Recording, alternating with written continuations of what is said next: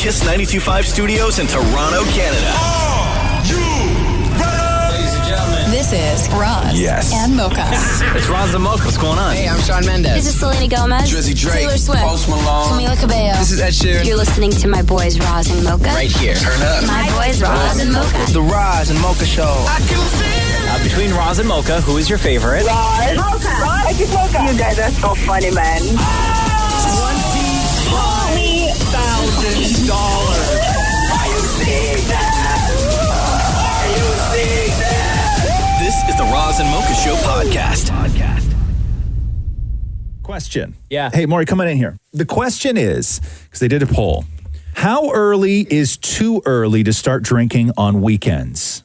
How early is too early to start drinking on weekends? Well, on Sundays when you go for brunch, you can have a mimosa. Let's just say either Saturday or Sunday. Well, either Saturday or Sunday. What's too early? So the survey found, 23% of people think that you should wait until 5 p.m. or later. Oh my even on a God, that's weekend. too late. 23%. No, 23%. Okay.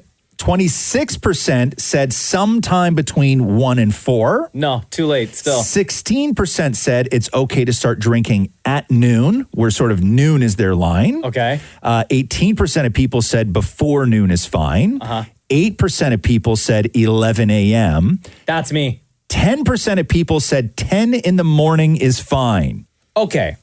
If you wake up at 9 and then you want to start drinking at 10. Right.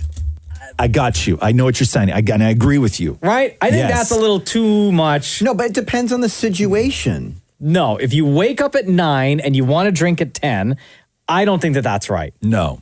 I think maybe 11, sure. Yeah. But what about Bailey's in your coffee? As long as you don't get caught. No. No, but like We're talking straight up booze, man. Yeah. Straight up No, but alcohol. it didn't say. It said drinking. I Yeah. think Bailey's in your coffee is considered drinking. I know, but that's all you're going to have, though, right? To start drinking. This isn't when's it okay to have a drink. It's when is it okay to start drinking. So there's a Meaning, difference between a drink and drink. like you're going to when can you? It's not how early is too early to have a drink. So let's say a beer or a cider. Okay, forget about mixing something with your coffee. And when you're done that one, you're probably going to have another. So I would say 11 a.m. Yeah, mine is usually 11. 11. Yeah. See, when my eyes see 10 a.m. on the clock, I'll go to the fridge and grab one.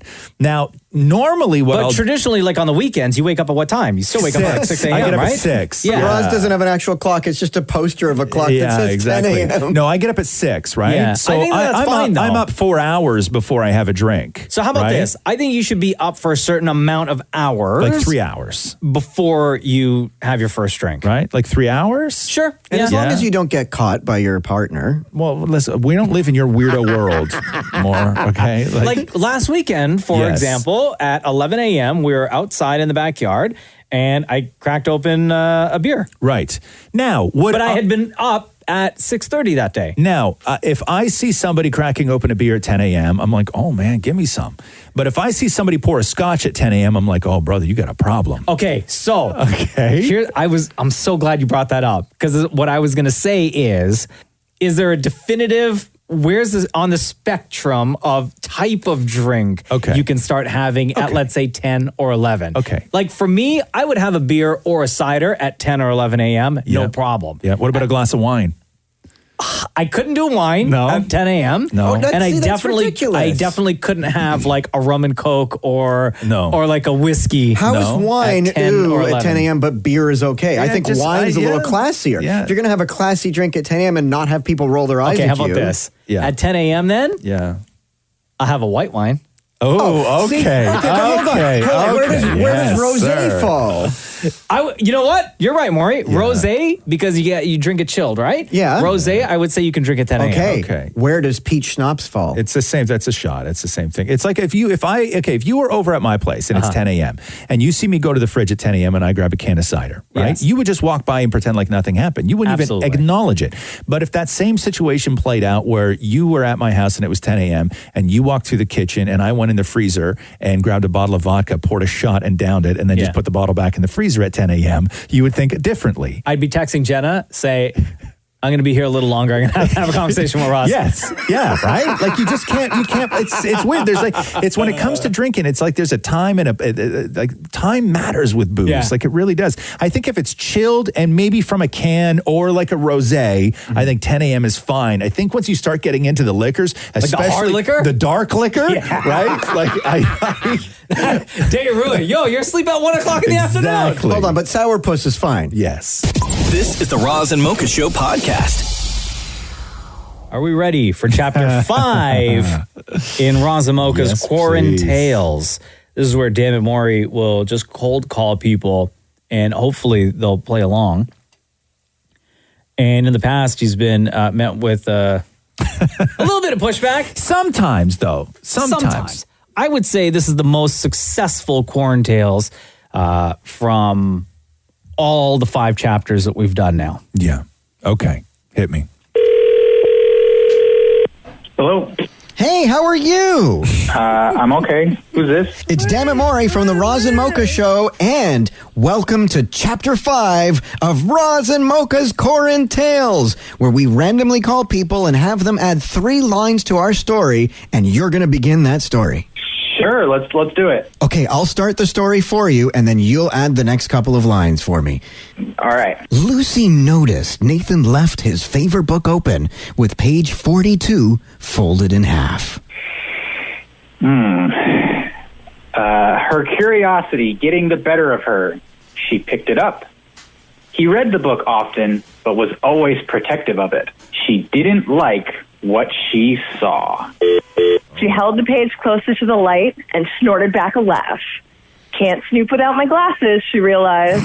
Then the floorboards creaked down the hall.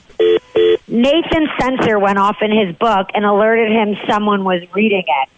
He burst through the door, mortified, caught Lucy red-handed. Lucy had found out that Nathan kept a diary, and page 42 was his go-to page, featuring a photo of him and Lucy naked, hence the need to bring it closer to the light to see, if you know what I mean. Wow. Hello? Hi, how are you? Good, you? I'm good. It's Maury from the Roz and Mocha Show, and this is your lucky day because you're going to get to add 3 more lines to our story on Roz and Mocha's Quarantales. Who? Roz and Mocha's Quarantales. Yeah, I'm not really sure if I want to do this. Oh, thanks, man. We need an end. Hello? Hi, how are you? I'm good. Who's this? It is Dammit Maury with the Roz and Mocha Show, and you're next on Roz and Mocha's Quarantales. Okay. It's a segment we're doing where I'm calling people at random and everybody's adding a line to the story. Okay. So Lucy turns to Nathan and he's like asking about the photo. And she's like, how could you keep this photo out just like this? And Nathan, not saying anything, just takes the photo, holds a magnifying glass over it where you can see the number 4242, which is the combination to his bedroom safe. Oh. Demanding he open the safe. Right. He let out a sigh and obliged. And it wasn't what she saw at first, which was some old books and crappy jewelry. And once he moved all of that, her eyes bulged out as she saw a finger bone with the famous beefsteak diamond. It's been missing for years. The famous beefsteak diamond? Lucy exclaimed. How did you get this? She shook her head in amazement. Nathan paused and said, it all started after our 10th anniversary dinner we had at that steakhouse. Lucy, remember how badly you wanted a steak? Well, oh my gosh, Nathan, no. Don't tell me that finger is where I think it's from. Nathan paced the room. That's right, Lucy. The woman who owns that steakhouse had a slight mishap in the kitchen. This ended up on our table, and I was saving it for you until our 20th anniversary. Lucy looked up at her husband in shock. But honey, that's tonight. Why do you think I left my book open for you to find the clue? Da, da, da, da, da. Hello? Hi, how are you? I'm okay. How are you? I'm good. It's Dammit Maury with the Roz and Mocha Show, and I want to get you on Roz and Mocha's Quarantales. Oh, I have heard of this. All Really? right. Yeah.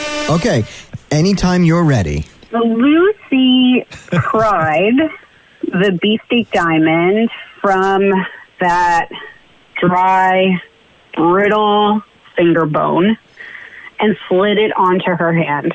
It was a perfect fit. As she sat admiring it, watching it sparkle, she noticed a smudge and tried to rub it away. Upon doing this, the ring began to smoke and unleashed a magical genie who would grant her a wish for every carat of diamond she was wearing. That's right. Lucy would receive 34 wishes. What? She looked up at Nathan, and they began to put together a list of all the things in the world they'd want to fix. She already had him. Aww.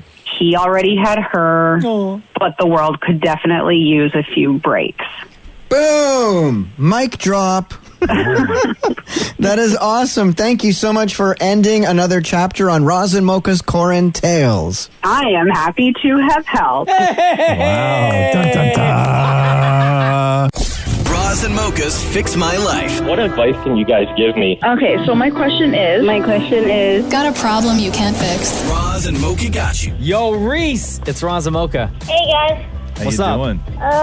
Calling for my FML. Cool, man. Reece, you've been calling us for years now.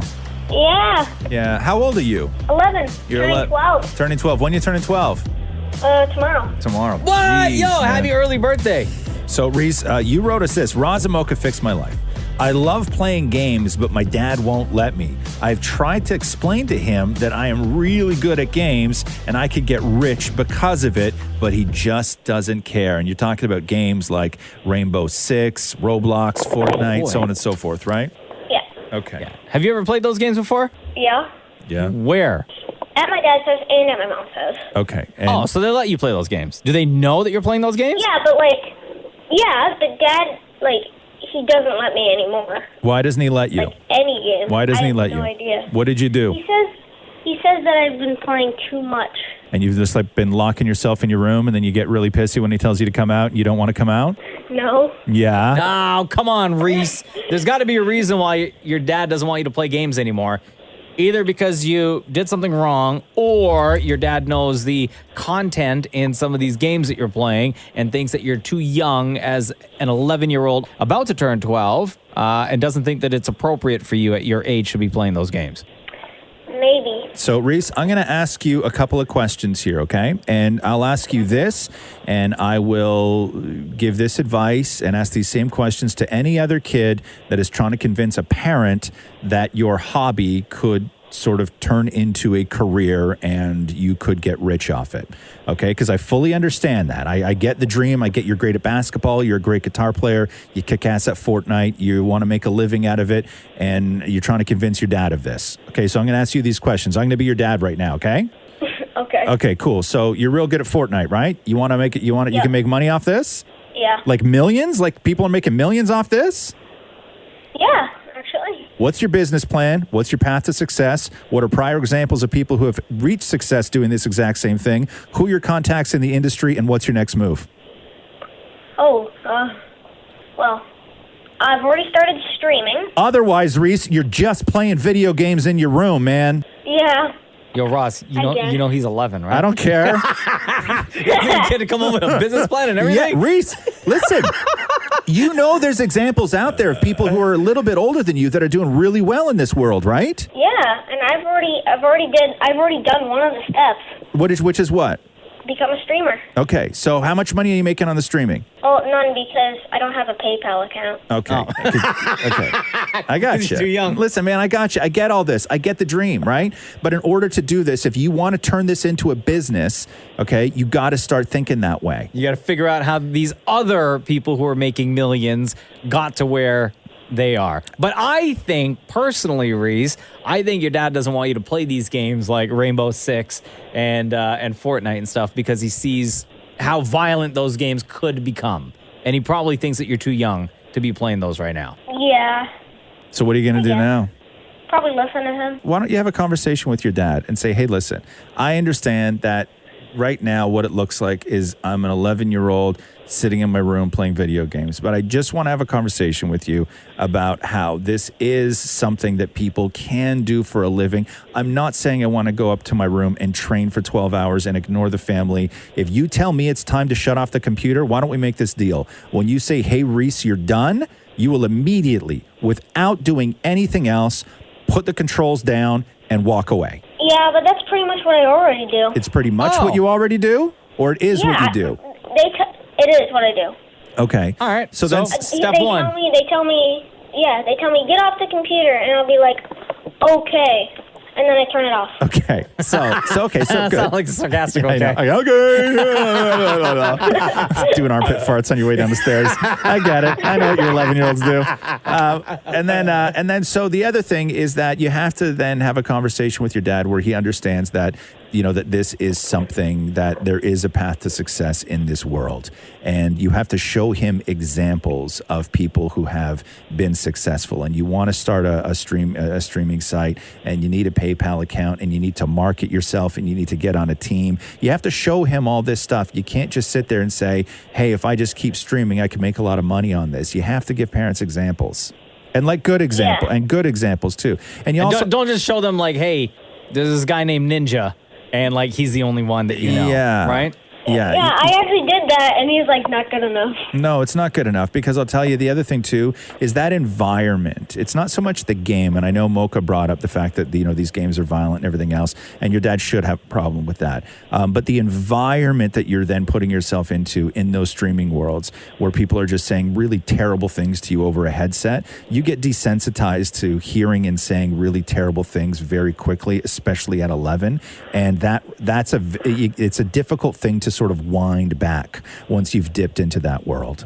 Mm-hmm. Right? When you're online playing against other people, Reece, and you got your headset on, are you being nasty, making nasty comments to other people? No, people are being nasty to me. Yeah. See, that's what your dad's trying to protect you from, man. Yeah, I guess. It's an ugly world, and you're 11, 12 tomorrow, but you're 11 right now, and he's just being a dad, man. Yeah. Okay? So just be cool, Reece. All right. Don't grow up too fast. Happy birthday. All right. Happy birthday. All right, thanks. Bye. Roz and Mocha's Fix My Life. On Kiss. I saw this trending over the weekend. If you had to watch the same Tom Hanks movie every day for a year, which one would you choose? Forrest Gump. So, hey, Maurie. Forrest Gump. So you'd say Forrest Gump as well? 1,000%. Really? Why Forrest Gump, Mocha? I think it's sweet, it's sad, it's got action. Mm-hmm. It's got a little bit of everything that you want in a movie. I'd say it's sweet, it's sad. It really has everything you'd want in a movie.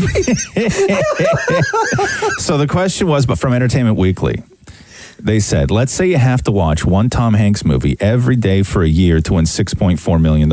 Well, I'd watch them all. Which film are you choosing? On their lists, what they have, I guess they put out options, or how does this work? Saving Private Ryan is there. You've Got Mail. Beautiful Day in the Neighborhood. Nah. Toy Story 2. Oh, I forgot about the Toy Story movies. Right. Larry Crown, A League of Their Own, Maury. Castaway, Big, That Thing You Do, Money Pit. We just watched Money Pit. Splash, Bachelor Party. Oof, I love Bachelor Party. Catch Me If You Can. You said that one, right? Yeah. No. And Forrest Gump. This is the 13 that are on the list. Catch Me If You Can is a really great movie, too. I like that one a lot. See, but I would put Forrest Gump over A League of Their Own. I would. Forrest Gump is just I love Forrest Gump. And over the years, I think Forrest Gump has got a bad rap. I think people have history has turned on Forrest Gump a little bit. Why? Yeah, I don't know why. I don't know. Oh, you leave my Forrest alone. I don't know why. I don't know, but I'm with you. Out of all the Tom Hanks movies, I'm trying to think of Tom Hanks movies that aren't on this list, because there has to be. The one with the ball? Did you say that one? Yeah, I did. Castaway. Okay. Did you say Philadelphia? No, God, you're going to watch Philadelphia every single day? Oh, what are you, made of rock? Oh, come on, man. Do you not understand this game? Yeah, but $6.4 million. I know, but nobody's, okay. But the question wasn't, would you watch Philadelphia every single day for a year to win $6.4 million? They're giving you choose between Toy Story 2 and Philadelphia, and you're going Philadelphia? You want to wake up in the morning and watch Philadelphia? Oh, man. Don't get me wrong, beautiful movie, a classic movie. But you can't. You can't do like on your birthday. You're gonna watch Philadelphia. No. Christmas morning. You're gonna watch Philadelphia. Santa's coming tomorrow. Also, I have to watch Philadelphia. Yeah. Also, hey Jenna, got some sweet Valentine's Day plans for us. What about me and you? Crack a bottle of wine, watch Philadelphia. Okay? No, man. Oh, man. Okay, we're not choosing Philadelphia. As brilliant of a movie as that is not an option. You can't do that. I would say no, but it would be for me, Forrest Gump or Big. I like Big. See, Forrest Gump or A League of Their Own. Here's my thing with why I would not say Forrest Gump is that Forrest Gump, and I'm like you, is a real special movie. And I like that when I do stumble upon Forrest Gump, every couple of years when I'll sit and either dip into some parts of it or watch the whole thing, I like that I still get emotional about it. Yeah. I like that the ending is still impactful. I like that I'm still completely heartbroken over the relationship with Jenny and the whole thing with the kids, spoiler alert. I feared that I would become desensitized to Forrest Gump if I watched it every single day, and that those moments would no longer mean something to me, because I like the idea that they still do mean something. So Philadelphia? So Philadelphia. This is the Roz and Mocha Show podcast. How you doing? Good. I'm still trying to get into White Claw. Bro. Yeah. It's difficult for me. Why? I don't know. There's just not enough taste. It's the best drink ever. No, there's not enough taste. You know, there's a flavor they haven't even released here yet. Okay. So that does me what? More to look forward to. No, I just like every now and then I'll just like, because every time I go to the store, I'll buy a couple and then I just keep them in the fridge. What flavors do you get? I've tried them all. Okay. I'll So buy mango, like one of each. Yeah. lime, Yeah. black cherry. Yeah. Okay.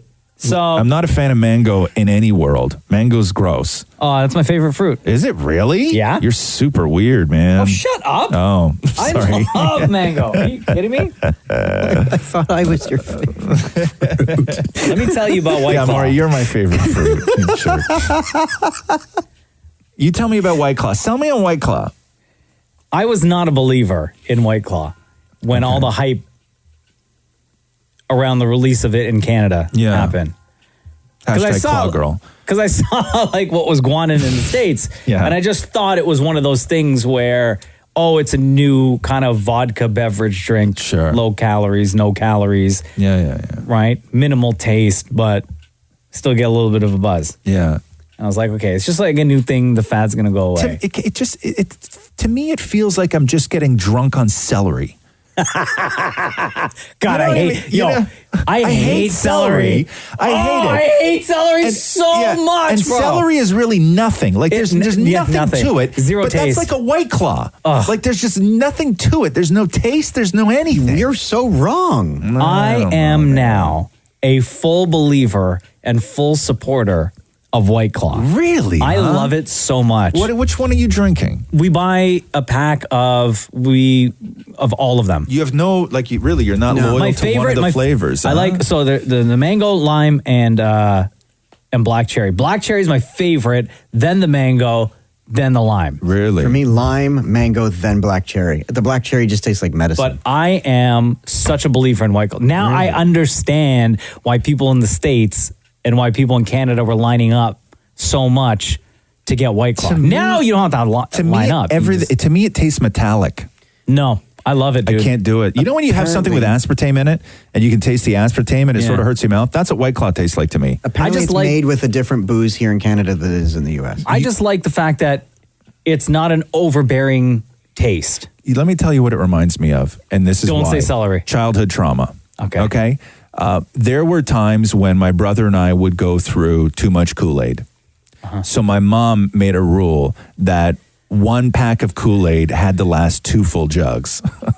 You can't do that. Thank you very much. This is the house I grew up in. Okay, so we would do, Ma. yeah. So or sometimes you got a can. You know when you got the can of orange juice, right? Or the Welch's grape juice, right? The frozen can, right? And you read the directions on the back, and it says pour the can into the jug and add 3 full cans of water and mix and serve. In my house, that was never 3 cans, it was 5 cans. Oh, come on, Mom. So that's what it was was when I might as taste well drink white water. Thank you, right? So that's what it's With celery. Yes. There's just not enough of everything. This is the Roz and Mocha Show podcast. So Spin Cult shut down in Toronto, more? Soul Cycle. Gone, disappeared, vanished. Now, is that both of their locations? I know King and Spadina shut down. What about the one in Yorkville? Is that one done too? They're both gone. They just, and the thing is, it's not like they just closed. They took the signage down. Yeah. They took everything out of the building. Yeah. The article that I read on, I think it was Blog TO yesterday, said that only like a couple of bikes were spotted way in the back. Really? Like, but everything else was gone. The signs were gone. Yeah. But the sad part is the staff weren't told. Nobody was told. Everything was gone. Yeah. See ya. It was like they just went in with the team overnight, dismantled it all, put it in a budget truck, and dipped. Did they have at all, Maurie? Did they have a sign on the door at all during all of this saying, hey, COVID's got us all, we're all in this together, we'll be back?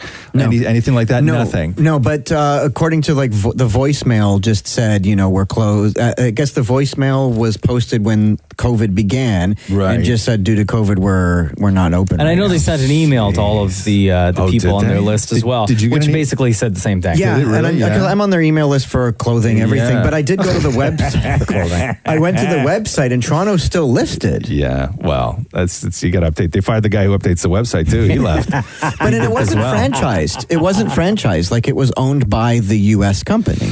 So how much money do you still owe them? Oh, I owe them nothing. Why? Because I paid one at a time. Oh, that's right. How much? That's how you lost so much money. Exactly. How much is a membership there? Like, how much is that to go and ride a exocycle? Well, it was 33. You just called it an exercise. I don't know. What are they?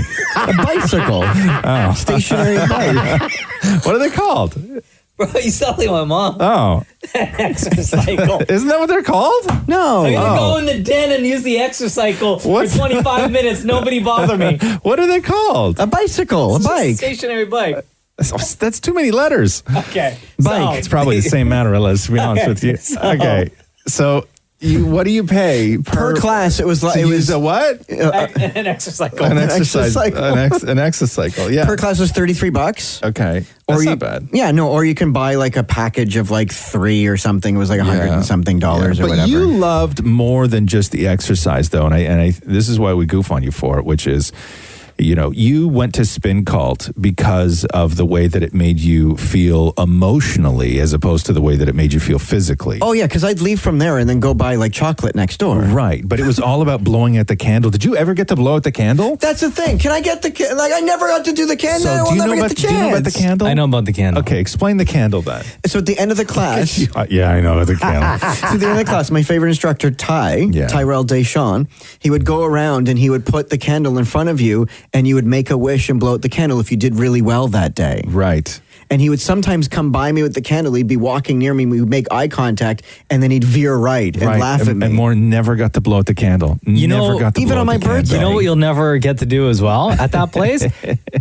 Because as we've talked about on this show, famously, Yes. Spin Cult Soul Cycle Yeah. is where Dammit Maury would steal the soap and shampoo and put in his Tupperware to bring home. All of that's gone now. Well, yeah, and per tub, it's like $180 normally. Right, so what are you going to do for soap now? I still have a little bit left. It's going to be a hot summer. This is the Roz and Mocha Show podcast. What's up, homie? Yeah, what's going on? I had a decent night last night. Yeah? Yeah. Yeah, it was all right. Sounds exciting. No, it's fine. What's decent versus like a good night? I'm trying to. I was actually thinking about this too, because I think that I don't know if the bar has gone up or the bar has gone down since we've all been in COVID, as far as what makes a great night. Okay. Like there used to be, like I used to remember what a great night was. You would do certain things and. But like since March, every night has been pretty much the same, right? Yeah.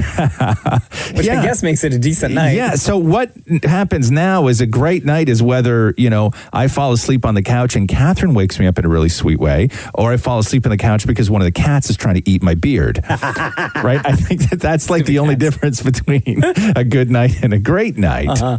So do you always fall asleep on the couch? Yeah. Every night? Mostly. Yeah? Yeah, mostly I do. Like early? No, 10, 40, 45. And then when do you get up and go to bed? Catherine usually wakes me up a little bit after 11. Really? Or whenever she's finished watching And then whatever. when you go to bed, yeah. do you fall asleep instantly? Instantly. Or it takes, okay. Instantly. This is how it goes, is that Catherine no longer trusts me with any decision making after like 8 o'clock. Mm. Because I always force her. She wants to watch I don't even know. She always wants to watch something I don't want to watch on Netflix. Okay. Right? I'm like, well, I'm not in the mood for that right now. I'm not in the mood person in the house, right? I'm always like, oh, I'm not in the mood. I'm not in the mood. And then so I always make the decision on what we watch. And then I fall asleep 15 minutes later. And then she is sort of already interested in what I've decided to watch. And this happens repeatedly. But the one that always comes back is she will always remind me of years ago when I forced her to watch G.I. Joe with Channing Tatum and I fell asleep 10 minutes into it and she sat there and finished it. Oh, no. Yeah. Right? That girl holds a grudge. Oh, my God. Dude, if I could tell you, the amount of times the G.I. Joe story comes up in my house, really? Weekly. Every time I fall asleep, we'll be watching something on the couch, right? And I'll start to fall asleep and I'll get this. She'll hit me right in the ace, right? She'll go like this. She'll go, don't G.I. Joe this. Let it go. This is the Roz and Mocha Show podcast. See, Mike Tyson's going to fight again? God. What now? Not that I don't think Tyson could fight another guy Tyson's age, but Tyson can't be fighting a young guy. They never said the age of his opponent, but we'll all be able to see on August 9th. Mike Tyson is going to square off against a shark. Oh, shut up. To kick off Shark Week on Discovery. Iron Mike Tyson, the baddest man on the planet, is back for the ultimate showdown.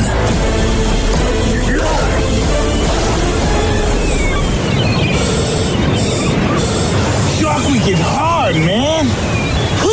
Shark Week's main event, Tyson versus Jaws, Sunday, August 9th on Discovery. Someone's gonna get bit. Shut up. My God. Is this like when they had Jesse Owens race a horse? Remember that? Do you remember that? No. No, it was years ago. I don't even know, like...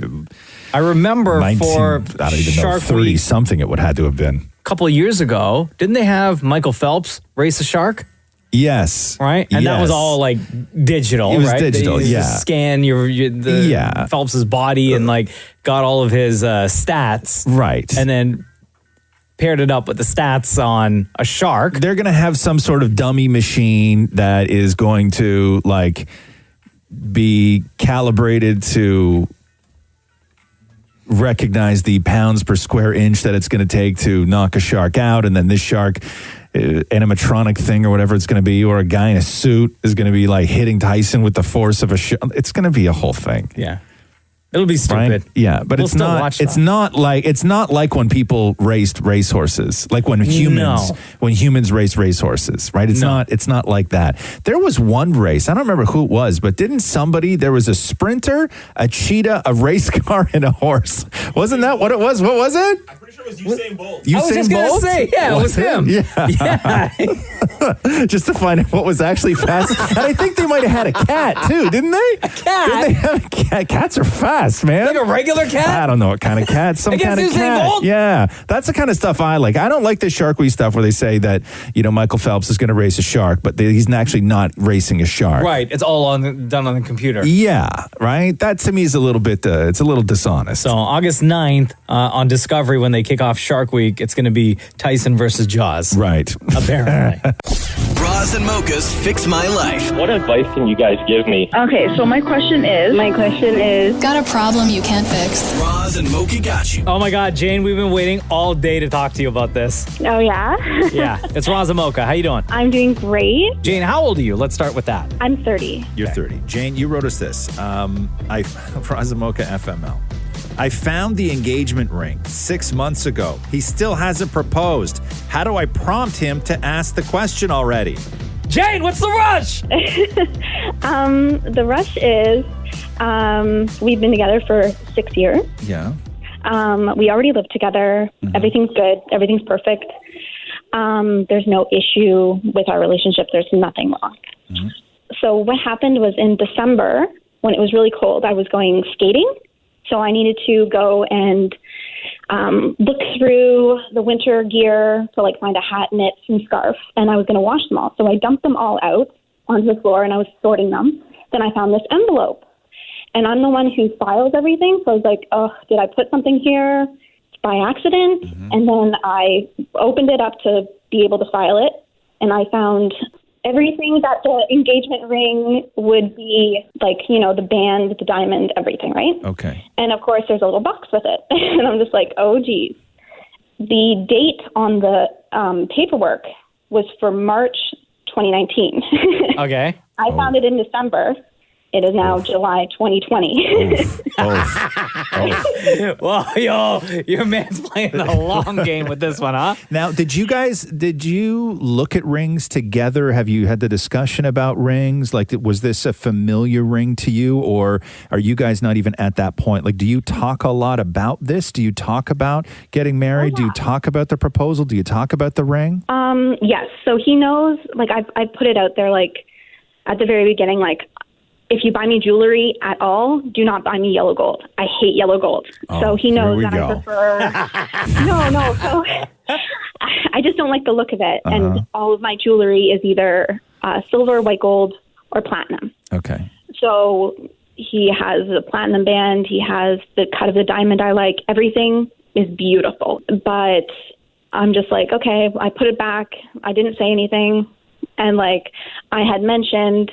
because I'm like, I don't know if he just forgot it was there. No, he did not. What if he's just hanging on to that ring for a friend? Yeah. Yeah, well, it's addressed to him. It has his name on it and everything. Yeah. How much did he spend on it? About $8,000. Oh, jeez. How frequently do you go back to make sure the ring is still there? I have not looked since. Outside of the Roz and Mocha show, have you told anyone else about your discovery? I talked to my one really good female friend. Like, I consider her a best friend. Okay, but any, like, family members, anyone? No. I got an idea. There's a way to do this where you don't have to ruin his surprise. Mm-hmm. You propose to him. Actually, I was thinking that. But because of COVID, I haven't been able to actually go into a jewelry store to, like. But it could be really anything. But it could be anything. It doesn't even need to be that. Yeah, it doesn't even need to be behind the ring. the action and it's the gesture. You could do that. You could set something up. You could drop down on one knee. But you know what? You could do this, and then if he scurries off and goes to get the ring, then there's that. But it's been a really long time. I know, but Jane, what if he has, like, a plan? I know. Right? You don't want to screw with his plan. But I know what Jane's saying, though, he's had this ring in the sock drawer for 8 months. I know. What's the plan already? I don't know. Maybe he was going to propose to you, Jane, but then COVID hit and whatever his big grand master plan got halted because of COVID, and he's waiting for things to be safe again before he can do what it is he has planned in his mind. I don't even know if I were you, like, this must be so distracting for you. Just like, you guys can't go for dinner where are you just wondering, like, every single thing that you do, whether tonight's going to be the night? Kind of, because, like, he really likes to go for walks. Oh, it's one of those. And I'm just like, for God's sake, is this it or what? So when you guys go for your walks, are you, like, doing your hair or, like, checking your nails or anything like that? Maybe put on a little mascara before you head out the door? No, more so like, am I going to sweat through this shirt? Maybe I should. Exactly. Yo, Jane, I think you got to leave it alone. Let your guy, like, do his thing. Yeah, I was like, I don't want to, like, bring it up that I found it, or anything like that. But I was actually like on the fence. I was like, maybe I should propose, because he's one of those guys that like overthinks everything. Yeah. He got into a car accident. His car was totaled. So he needed a new car. It took him a month and we went to every single dealership. We drove every single car, and he's like, pros and cons. And it's just like, oh my God, just pick a goddamn car. Yeah. Damn. He's still working on his list with you. This is a bigger commitment than a car. That's true, but Yeah. Are you 100% sure that ring is still there? Like, I think we should check. I'm at work. I can't check. Oh, damn it. And he's at home today, so I don't want to ask him to check. No, Jane, my opinion is that you got to leave it alone.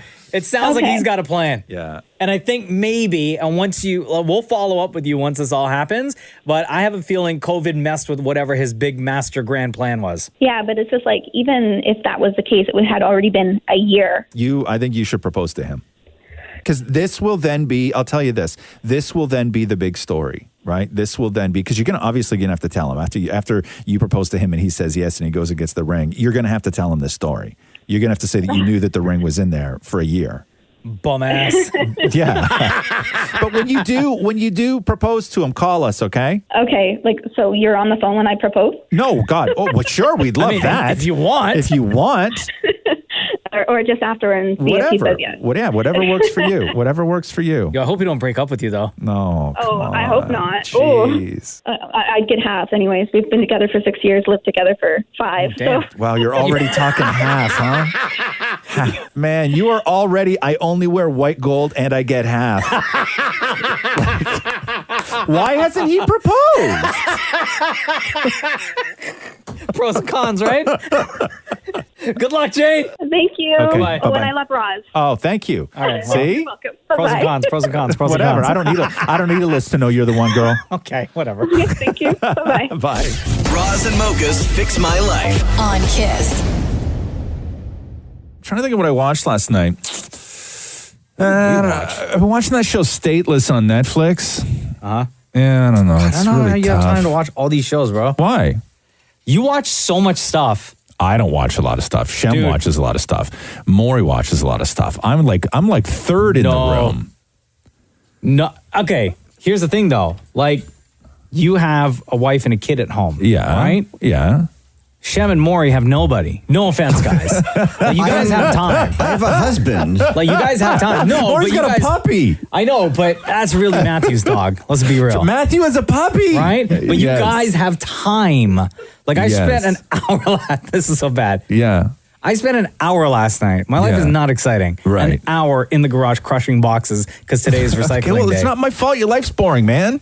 Right? Find some excitement. No, but even like during the day, like, I don't know, man, ever since, because we have the toddler at home, so trying to keep him it's entertained crazy. Yeah, throughout you the can't- entire day, No, I have you're not. zero time to sit down. You're Can I not tell you guys you're not something? binging shows with a 3-year-old at home. Do It's you not know, happening. what time do you normally start prepping dinner? For Because you're the one that cooks in the house. Oh, like what time do I, like, it's weird. Because I'll sometimes make 3 meals, right? I'll make one for me, one for Roxy, and one for Catherine. Yeah. So anytime really like 5 o'clock, I'll start doing something for them. And then Yeah. I usually eat sometime around 8. Yeah. So we were off for a couple of weeks, right? Yeah. But this is like typical. We start planning what we're going to have for dinner at like 10 a.m. Oh, no, 11 I a.m. plan. I'll like map it all out. And then Cruz, he still naps in the afternoon. So when he's napping really? in the You gotta afternoon, kick that, man. He's napping right Yeah. now, like an hour, right? Yeah. Hour and a half. And then while he's napping in the afternoon is when we're prepping what we're making for dinner. Right, And then we start cooking dinner at around 4 o'clock. Yeah, because I've started cooking more now. But I just pick out a recipe card and because the food's sent to me. Where do you get the cards? From the box with the food. Oh, right. And you take pictures of that and you post it on Instagram like it's your creation. And you don't say anything about Tell that me at it's all. not my creation. Nah, It's not your creation. It's not. Who cut the cherry tomatoes in half? No. Because I saw that, and then somebody, and where's that tweet? You tweeted out a picture of what'd you make last night? Oh, it was maple glazed salmon. You need to work on your lighting, man. Why is every picture you take so yellow? It's weird. Looks like he's cooking Like in his storage like even like locker in the basement food, of the yeah, condo. like that food might have looked good, right? but it looks like it's on like a mess tray in Guantanamo. It's like yellow light. But I watched 3 hours last night on YouTube. 3 hours, God. Of real estate videos. Okay, what, you don't want to talk about your food anymore? Oh, okay, yeah. Okay, so so you started posting pictures because you don't post your dinner pictures, Mocha, right? I don't really post my dinner pictures. Every now and then I make something that looks cool. I'll do, or I do something in a Once different in a way. while. Right. But Maurie is like trying to get into the world of here's my culinary creation on social media. And he posted one last night of the yellow fish. And somebody tagged me in it being like, Roz Weston, you even have to admit Maurie's stepping up his game. But Maurie makes no mention of, I had every single piece of this delivered to me as is. And I read a card and created. Everything was portioned out. Yeah, it's like paint by numbers, right? Like, and I'm not saying it wasn't delicious. Oh, it was very, but here, I didn't screw it up. No, you didn't screw it up. But I don't think that you can pawn it off as, you know what, I was sitting around the table at 10 o'clock and you know what I thought I wanted?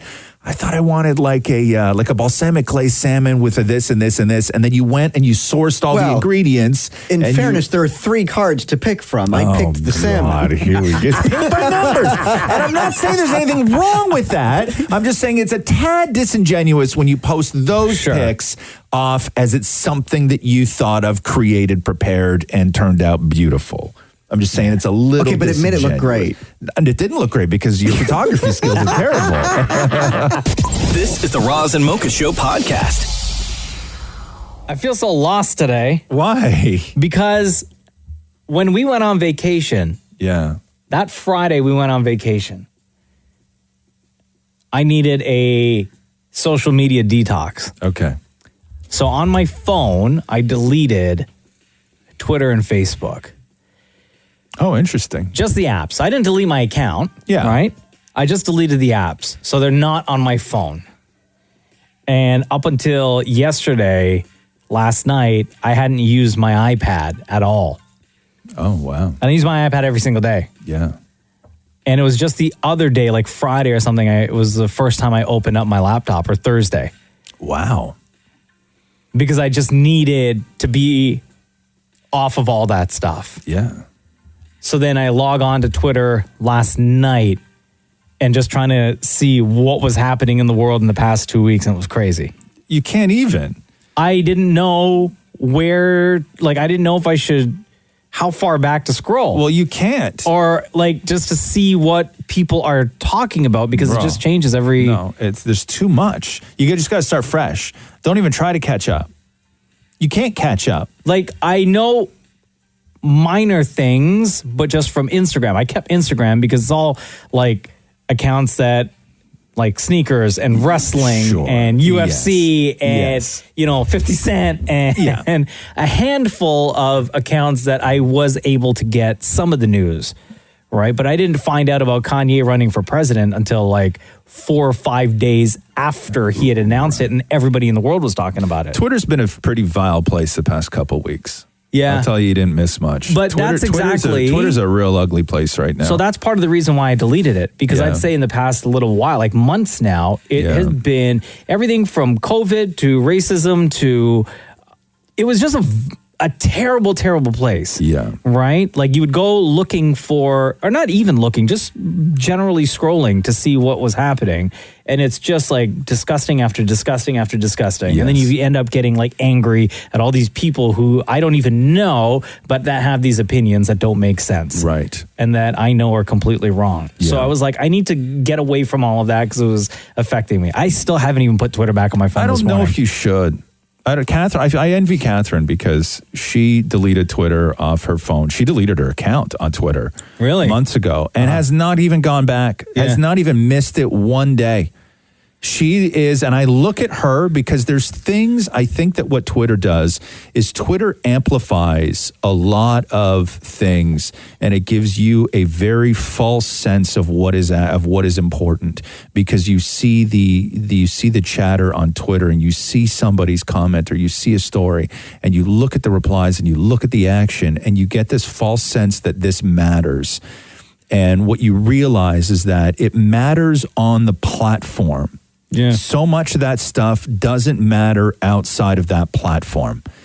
And when I look at Catherine and her life and what she reads, because she's still interested and she's still plugged in, but the vileness of the conversation on Twitter, she's no longer a part of. Right. And therefore that stuff never comes up. And so there's a lot of, oh my God, did you see that people have just simply based on what is trending on Twitter that doesn't actually impact life outside of Twitter. Yeah. And it stays and it lives and it dies on Twitter. And if you're not in that world, you will never even know it happened. And, Like, I know I can and get a lot of my- times you're fine. I know I can get my news and information other places. I just have been used to using Twitter, especially for what we do for a living, to see like what's trending, what people are talking about. Yeah. But a lot of times, those things that people are talking about and those things that are trending shouldn't be talked about and shouldn't be trending. You know what I mean? No, or you don't even know why anymore. Yeah. Something trends, and it takes you now an hour to find out why it's trending, because it's either one, somebody flipped the script where they're now using a hashtag for some sort of other thing, or it's, K-pop fan cams that have taken over something that's real hot, or somebody else from a different platform. Who knows? I don't even know. There's so much stuff going on Twitter, but I'm with you. I'm not that far away from deleting Twitter. Yeah. I wasn't like in a rush this morning to go to the App Store and like re-download. No. Do you And have I think- TikTok? Are you do TikTok? Do I do TikTok? Yeah. Yeah. You know what I'm saying, right? Yeah. Why? I didn't say it right? I don't have a No, TikTok account. You don't have a no. TikTok. I have a TikTok account. And? I don't use it. Oh, why not? Because I always, whenever these new platforms open up, I just register with my own name. So I sit there just so other people don't. So you're not Right? going to do a TikTok? No, I'm not going to do a Okay. TikTok. This is the Roz and Mocha Show podcast. Nathan just texted us, Roz. I get up at 3:30 a.m. for work and always feel like a zombie. I was wondering what time you guys get up and always seem to have so much energy and be wide awake. What do you do for a living, Nathan? I work for Coca-Cola. Oh, wow. Hey, do they still do the Coke challenge, the taste test? No, not anymore. Not that I know of. anymore. Oh, okay. No. It was a long time ago. Have you ever? What do you do for Coke? I'm a mechanic. I help take care of the production lines. Oh, wow. Okay. What's it like now? It's all right. We never really slowed down, to be honest with you. We kind of just got a little bit busier as everything went on. I guess we had to keep supplying all the stores, right? Oh, yeah, true. Do you get free cases? Not really. I mean, the odd time, sure, but it's not a regular thing. Let me ask you a question. Yeah. Was it the Coca-Cola challenge or the Pepsi challenge? It was the Pepsi challenge. Pepsi challenge. It was Pepsi that did that. Yeah. Because it was Pepsi that was trying to take down Coke. Huh. Right? I guess so. Yeah, I guess so. All right, now we can continue. That was bothering me. So what time do you go to bed? Probably around 8:30 maybe. Yeah, and what kind of life do you have? Do you have like a family and stuff? I have a fiance. We just recently got engaged, but that's Congratulations. about it. Thank you. Thank you. Those are early days, man. Early days. They are. They're tough, man. Do you nap during the day? No, but I work 10-hour days. So the time I get home, it's usually like just after 5, and then make dinner and everything, and then sit down for a little bit, and it's almost time for bed. And then does your fiance go to bed at the same time, or like you just go to the bedroom and she like stays awake and watches TV or whatever? For the most part, she goes to bed around the same time, to be honest with you. Good for you. That's nice. that's the way to do it. That's one of the only ways to do it. That's what I hear. Yeah. She likes going to bed at the same time. Then we get to spend some time together. Yeah. Otherwise, it'd be pretty much me going to bed and her being up by herself all the time. I remember when there was times when I would get extremely tired, and when I was traveling a lot, right? Like it wasn't just the hours. It was this show, the other show, and then traveling. And there were nights where if I wanted to go to bed early, Catherine would come down with me. Mm-hmm. And then when I fell asleep, she would get back up. Oh, really? And just leave? Yeah, sometimes. Oh, yeah? Yeah. Most times she would fall asleep with me, but other times she would just maybe watch a little TV on low or get back upstairs and just go and like work on some pictures and stuff. Yeah. Anytime between 8:30 and 9:30 is when I kind of go to bed, and Jenna does the exact same thing. What's that like now when it's so bright outside? It sucks. Trust me, it sucks, dude. It sucks so bad. But at the same time, I am so exhausted, tired at that time that I have no problem falling asleep. I can fall asleep in seconds. Really, huh? Yeah, I'm But the Jenna same way. will also come to bed, and even if she's not tired, right, she'll come to bed just so we can lay together. And once I fall asleep, she'll like watch stuff on her phone, right, or she'll just like scroll through IG or watch Instagram stories or whatever, catch up on everything. But yeah, I pretty much go to bed between 8:30 and 9:30 every single day. I go to bed at 11. Wow. Yeah. Yeah. That's tough, man. I don't know how you do that every day. And That then, sucks. What time do you wake up, Ross? 4:12. Oh, okay. I'm up anytime between like 3 and 3:30, much like you, Nathan. Yeah, it's tough. It's tough. So I'm the same way. Once I get home, I'm so tired I can fall asleep in a second. on the weekends, what I do is I try to break up the weekly kind of routine. I need something else other than work, come home, and like the same routine, right? Every single day, the exact same routine. So usually what I do on Fridays or Saturdays, even if I'm dead ass tired, Jenna will go to bed and I will stay awake and I will play video games. Yeah. Right? Oh, good for you. So there was one night recently I was playing NBA 2K and I was the Raptors, of course, playing Golden State, getting my ass whooped. And the Raptors took a timeout, and the timeout in the game is 20 seconds, right?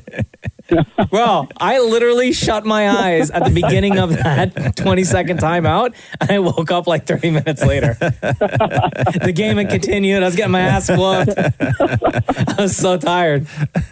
I know the feeling. So, just so you know, Nathan, waking up at 3:30 in the morning sucks, and you're not alone in feeling like a zombie every single day. I'm glad to know. All right, brother. Thank you so much for listening, man. Yeah, thanks. Before I go, can I ask you guys who you're my favorite? Or you guys I was going to ask you, between Roz and Mocha, before we let you go, Nathan, between Roz and Mocha, who's your favorite? Definitely Mocha. Oh, definitely Mocha. Yeah, I think I have a lot in common with Mocha. I'm a sneakerhead like him, and I love the old school rap and You everything. sneaker guys, man. What? It's crazy. You're like a cult. Yo. Yeah, we are. Jordans or what? Jordans for sure. Oh, what are your favorites? What are your favorites? I have a pair of the Oreo 4s, which are my favorites. Yeah. And the bread 4s are also. Oh, okay. You're a 4s guy. I like 3s and 4s. Hey, did you 4s, see 4s that? and 5s. Did you see that they're going to be dropping Mocha Jordans? I think Jordan did. 4s or something. I did. Tell me you're going to get those. Oh, hell yeah. I already own the Jordan 3 Mochas. So. Oh, do you? Nice. You're so funny. You're so funny. Get all the Mochas. You're so funny. I also own the Adidas Mochas too. Do you? I do. Everything Mocha. All right, Nathan. Much love, bro. Thank you so much. Yeah, take care, guys. This is the Roz and Mocha Show podcast. Time to check in once again with our friend Robbie Amell, who's still at home, quarantined with his family in LA. He's got a brand new movie with Nazim Pedrad from SNL on Netflix right now. It's called Desperados. Robbie Amell, what up, homie? It's Roz and Mocha. Welcome back. Guys, what's going on? Not much. How are you, man? Oh, I just woke up. Oh, okay. Sorry. I got my mother-in-law took this morning with the baby, so Italia and I got to sleep in, which is like, there's nothing I like more anymore. Right. How is he doing? He's huge, huh? Oh, man, that's a big boy. What are you guys feeding him? Steak, huh? He's big. Everything. He eats everything. He had a Harvey's burger the other day. This has to be, though, I know that they're, with COVID and everybody's, all quarantined and stuck in the house and everything, but this has to just be one of the benefits is when you get a new baby at home and you just get to spend all this time and nobody's asking you to do anything. No, it's a definite, that's the silver lining for us is if one of us was shooting, we definitely wouldn't have the time that we have with them. So, being able to just see every little development and watch them grow has been really amazing. That's awesome. So how much, prior to COVID, how much stuff did you actually, because you'd been working for, it seems like months and months on months back to back to back to back. How much stuff did you shoot? Because on top of Desperados, which just launched on Netflix a couple weeks ago, we still have The Hating Game coming out. We have Wheaties coming out. We also have The Babysitter 2 that's to drop. It seems like you have been working, even though you weren't throughout COVID. Yeah, it's just weird that it all kind of timed out that way. Code 8 we shot a long time. Well, not a long time ago, but the whole process of post-production and the release was, it just took a while because it was an independent film that we put together ourselves. And then Upload actually took a long time to come out because there was, quite a bit of visual effects, and Amazon dubs it into so many different languages before it releases. That takes them a long time to get finished because it's a worldwide release. Right. So it was just one of those things where they all kind of stacked and then just started coming out as soon as COVID hit. And then Hating Game we actually haven't shot yet. That movie keeps getting pushed because of COVID. Oh, okay. So we'll see. We'll see when we get to shoot that. But Eat Wheaties was like, my agents called me. They're like, do you want to do this movie? It's a couple of days of shooting. Tony Hale. I was like, I'm a huge Tony Hale fan. Oh, yeah, he's great. 100%. I'm in. Desperados we shot in Mexico City. And again, it just happened to land during COVID. It's just kind of weird. People are discovering a lot of movies because I know people discovered Code 8 during COVID, and we're just all sort of sitting here streaming, and Desperados is one of those perfect movies when you are locked at home to stream. But I need to know this. I need to know what it said in the script, okay, when the dolphin penis happened. Like, what was the description in the script? Because that's the interesting part to me, is how did it read on the page, and how did it compare to what you saw eventually on the screen? It read weird enough on the page that I once I had spent a little bit of time with the director, I was like, so how are you going to shoot this? What? Because, it can ruin a movie, it can make a movie, and I think it's an instant classic. I've had so many people text and phone me about that scene, and there's some truth to it too. Like there's. You don't have to explain, bro. Nobody needs to know. Nobody needs to know. We don't want to know. Were you on set that day that they filmed? I was not there that day, thank goodness. Okay. Oh my God. I would have been like, take me to the props department now. Could you imagine being the prop master and having to build this thing? The director saying, here's what we need. Okay, but what's the story that goes with it? Like, how many times did they have to shoot that before they got it right? Like, how many times did she get that in the face? You know what? Come on, Robbie, you know the answer. I'm going to say more than one, which is too many. I remember talking to Nazim, and she was like, is this a career ruiner? What? What is this? Robbie Amell, always a pleasure checking in with you. Desperados is on Netflix right now. I know we always ask you because the Babysitter, the first one, Roz and I just absolutely love that movie. And every time we talk to you, we ask about a sequel. We know that there's a sequel. And the next question is, what's the date? Because the last time we talked to you, you said potentially October, maybe earlier. Now that we're midsummer, do we have an official date? Is there anything you can tell us? I don't have an official date. I did some ADR from home since COVID happened, which was crazy. They sent the whole sound kit up, and I had to go into a room and build this thing. But it was really great to get to see, a pretty heavy chunk of the movie, and it's crazy. It's so much fun. It's everything that the first one was, but even more wild. And the music and the style is just. It's so awesome. McGee is an absolute animal. So I still think it's going to be, kind of very end of the summer, either I would say September or it's going to be October. So I would say a couple months from now. Nice. All right, perfect. Robbie Amell, we love you, brother. Thank you so much. You stay safe out there. You too. Love you guys. Thank you. This is the Roz and Mocha Show podcast. You want to hear Cardi B defending Offset's decision to buy their 2-year-old daughter an $8,000 Birkin bag? Yeah. So it was her daughter. It was Culture's birthday, the kid, and I guess she's so cute. By the way, yeah, she's adorable. Offset decided to gift her a $8,000 mini pink Birkin bag. I hate when people, when a celebrity buy their kids jewelry and, designer. People be like, kids don't care about that. They only care about toys and candy. Yeah, kids only care about toys and candy. But the thing is that kids also go outside. You know what I'm saying? Kids go to restaurants. Kids go to fancy places. Celebrity kids, they go do red carpets. And if I'm fly and daddy's fly, then so is the kid. If I'm wearing Shanae, my kid is having the same. You know what I'm saying? It's not up to what the kids like. If it was the kids, they'll be outside in diapers.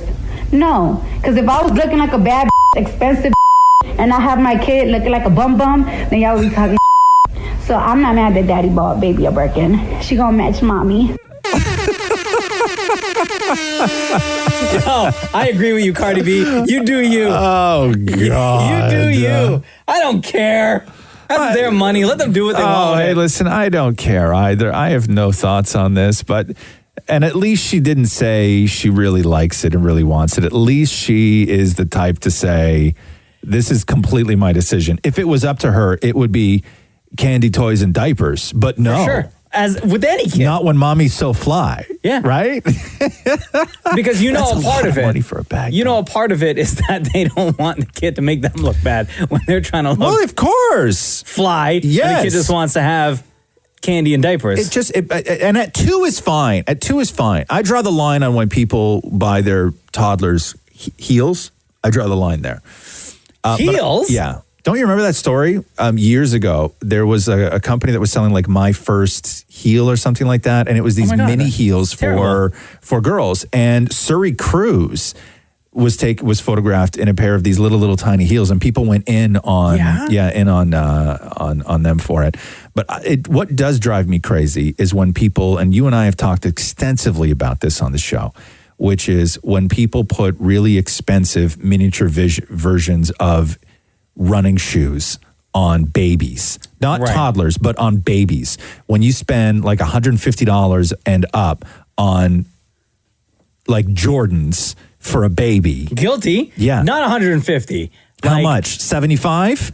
No, like maybe $60. Too much.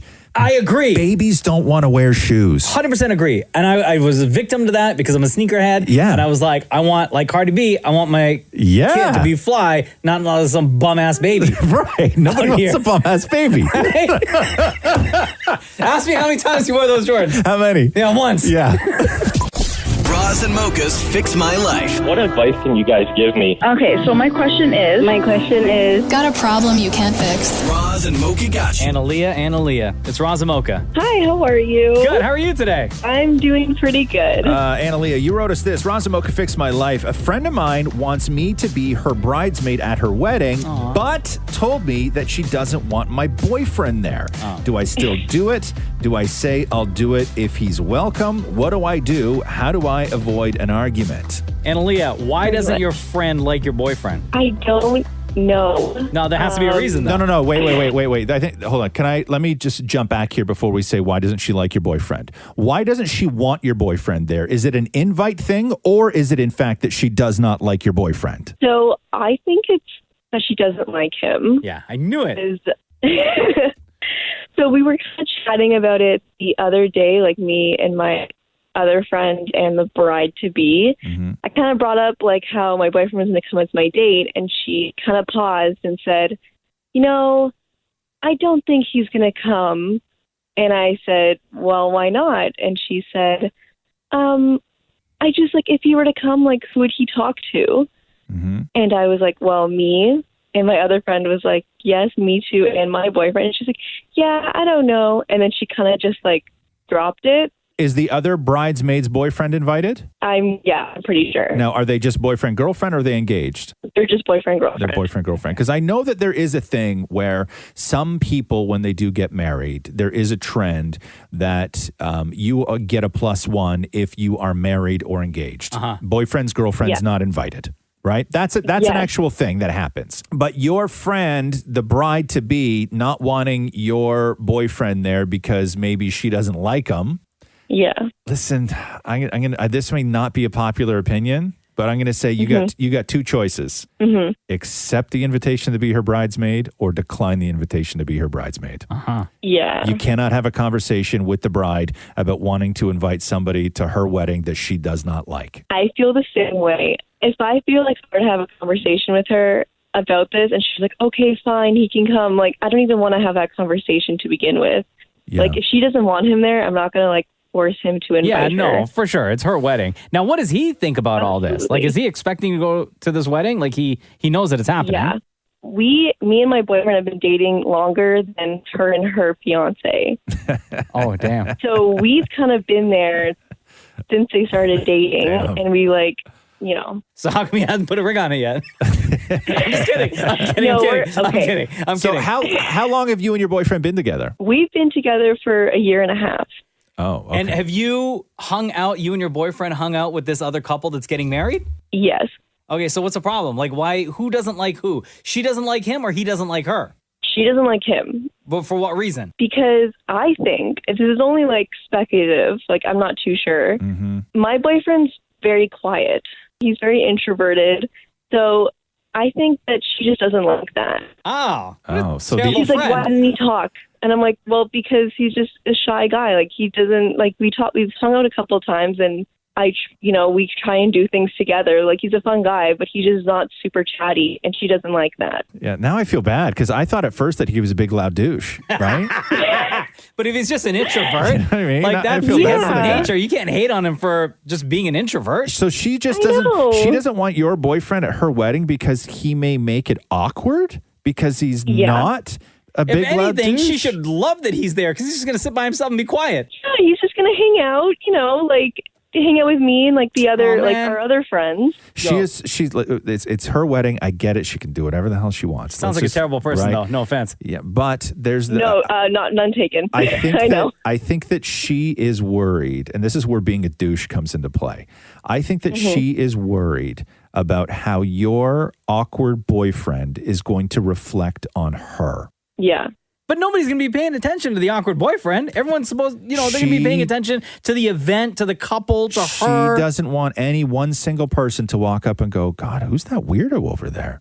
She doesn't want to deal with that. She thinks that your boyfriend is going to make her look bad because he's so awkward. I don't know. Analia, it sounds to me, just based on something you said earlier, that maybe you don't really like this girl that much either. Yeah, it's Yeah, why are you her bridesmaid? Yeah, exactly. So we have been like roommates. Well, we're roommates in university for 3 years together, and like I am very okay with like letting friendships go and just like growing apart. No, you're not. She's like, no, but she's really holding on to it, and I don't really want to even be a bridesmaid. Like it's a lot of work and a lot of money. And so what happens? What happens now? Okay, let's say this. So she doesn't want to invite your awkward boyfriend because you're going to be sitting at some sort of head table. He's going to be sitting at a table with people he doesn't know. He's going to make it weird by sitting there and not saying anything. That's going to look bad on her. What happens to the situation if you say, I would still love to go to your wedding. I do not want to be your bridesmaid? I thought about that. So does she invite you and your boyfriend at that point? Probably not. There you go. Does she invite you at that point? I would say she would still invite me. But you don't care if she doesn't. No. So why don't you pitch this? Why don't you just say, hey, listen, I'm not going to be a bridesmaid. It's too much money and I'm only so with you. But I still want to go to your wedding and I'd love to bring my boyfriend. And that way he'll have somebody to talk to and we can just like sit and chill together and enjoy your beautiful magical day. I think that's something that I might bring up.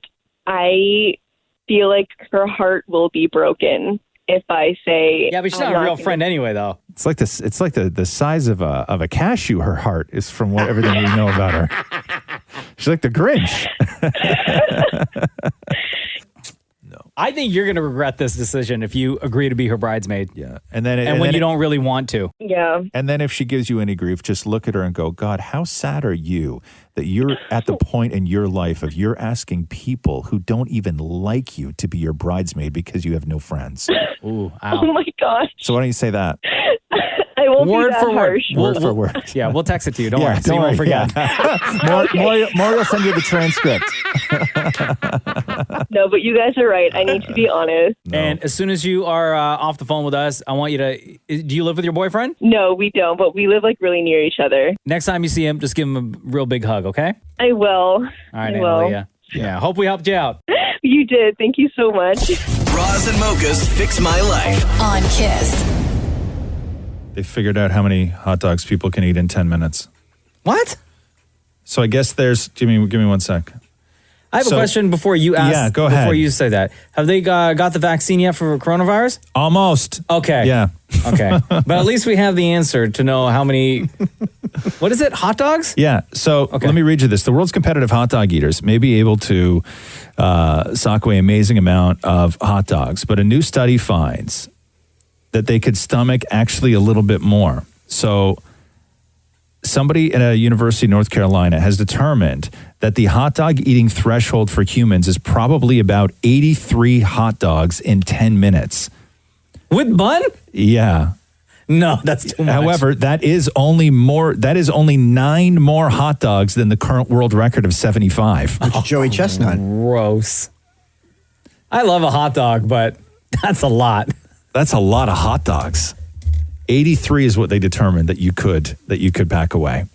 That's a lot of carbs. That's a lot of sodium. And you see how they do this, though, right? Like when they dunk it in water, dunk right? it in water, But then like they even turn it into a ball. Yeah, like they're not even enjoying it as a wiener. Yeah, that's gross. Like they're just like, it's so savage watching these guys do the hot dog eating competition. I think that dunking it in water and making a snowball out of it is just like, it's not in the spirit of a hot dog eating competition. I actually watched this year's because it's on July 4th that they do it, and they did it at a hidden place in Coney Island because they couldn't do it at the usual place, right? Because of COVID. And Joey Chestnut won again, of course. Yeah. But he looked sweaty and ill. How did you expect a man to look after eating 75 hot dogs? I thought like a little smile on his face or something. 75 hot dogs. That's a lot of hot dog balls. Even imagine what 75 wet.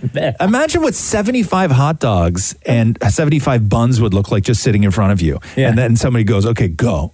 Yeah. Right? No. That's a lot of hot dogs, man. It explains why the next day he turns off his phone and sleeps the whole day. Oh my God. Yeah, he probably sleeps for a couple of days. How much does a hot dog weigh? I need to know what like this is without in bun or pounds. with bun, like the whole thing? How much does a hot dog weigh? Just like a regular ballpark dog, right? Okay. 1.6 ounces. Oh, God. Now I'm going to do a conversion. What's that in pounds? Oh, God. Okay. Well, here's a question. Okay. So, how many pounds? So 24 hot dogs is 1.75 pounds. 14 francs is 1.75 pounds. So he's doing 75, right? Mm-hmm. 75. This is why I usually say, okay, divided Google, by and ask the 14 equals, and then times 1.75 equals. He's eating almost 10 pounds of hot dogs. That's just hot dog without the bun. That's And how much does a wet bun weigh? You know what I mean? Maurie, how much does a wet bun weigh? Hey, This is the Roz and Mocha Show podcast. All right, all you cool cats and kittens. Carol Baskin's on Cameo. Carol Baskin, of course, from Tiger King. And she is making a ton of money off of Cameo. What does she charge for a Cameo? $199. Oof. And she's done 150 so far. Oof. How much money, Maurie? $275. $275 on her profile here. It says you can put in a request for $199. Oof. This is says right here. Still, that's a lot of money. Her very first day signing up, she told TMZ yesterday that on her first day, she made $20,000. God. And she's got over 600 requests right now. And she says that she turned down all the requests related to videos asking about her missing husband. But I have for you here, probably the greatest cameo. And this was posted yesterday, but it was done like a few days ago. And it's a birthday shout out. Okay. And it's Carol Baskin wearing her flower. Oh, the floral crown. Hell yeah. And her husband, not the dead one, the alive one, the nerdy one with the glasses. The guy on the leash. Yeah. Yeah. He's there wearing a birthday hat. Okay. Okay? Yeah. This is what it sounds like. You cool cats and kittens, it's Carol Baskin and Howard Baskin at Big Cat Rescue, and we are here with the Crip Mates to wish Charlotte a happy birthday. Go Charlotte, it's your birthday. We're gonna party like it's your birthday. We're gonna sip Bacardi like it's your birthday. And you know we don't give a that it's your birthday. And then they start playing the 50 Cent in the club song. Wow. And they're doing like nerdy dances. Wow. And then Harold, her husband, has got like a little bottle of Bacardi that's like almost done. And he's like flashing it in front of the camera. Sounds like that's probably the second bottle.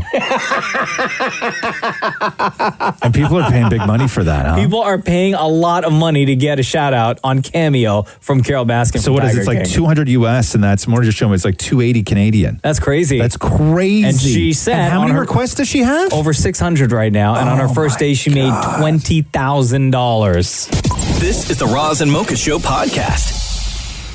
As we know, in the States, the case numbers for people infected with coronavirus are astronomically high.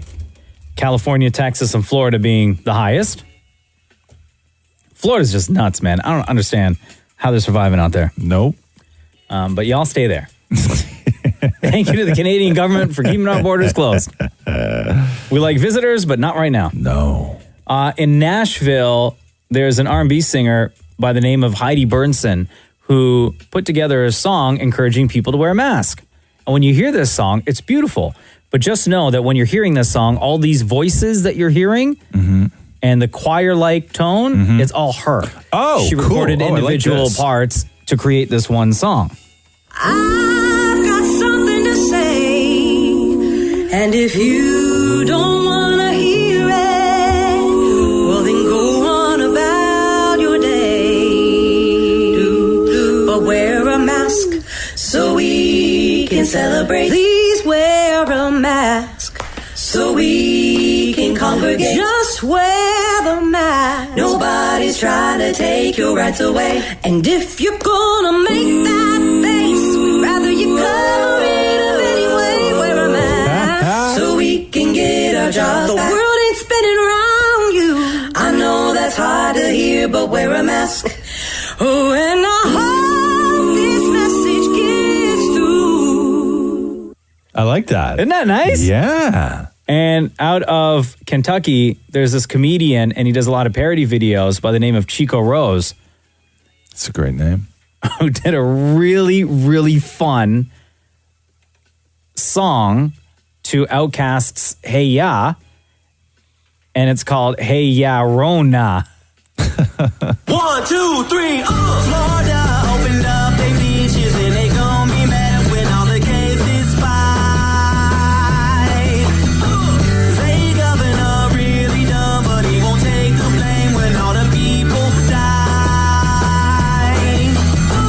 Y'all wanna go back to work just to go get infected, working at Best Buy. To all of you conspiracy people, men and women do, but numbers do not lie. Won't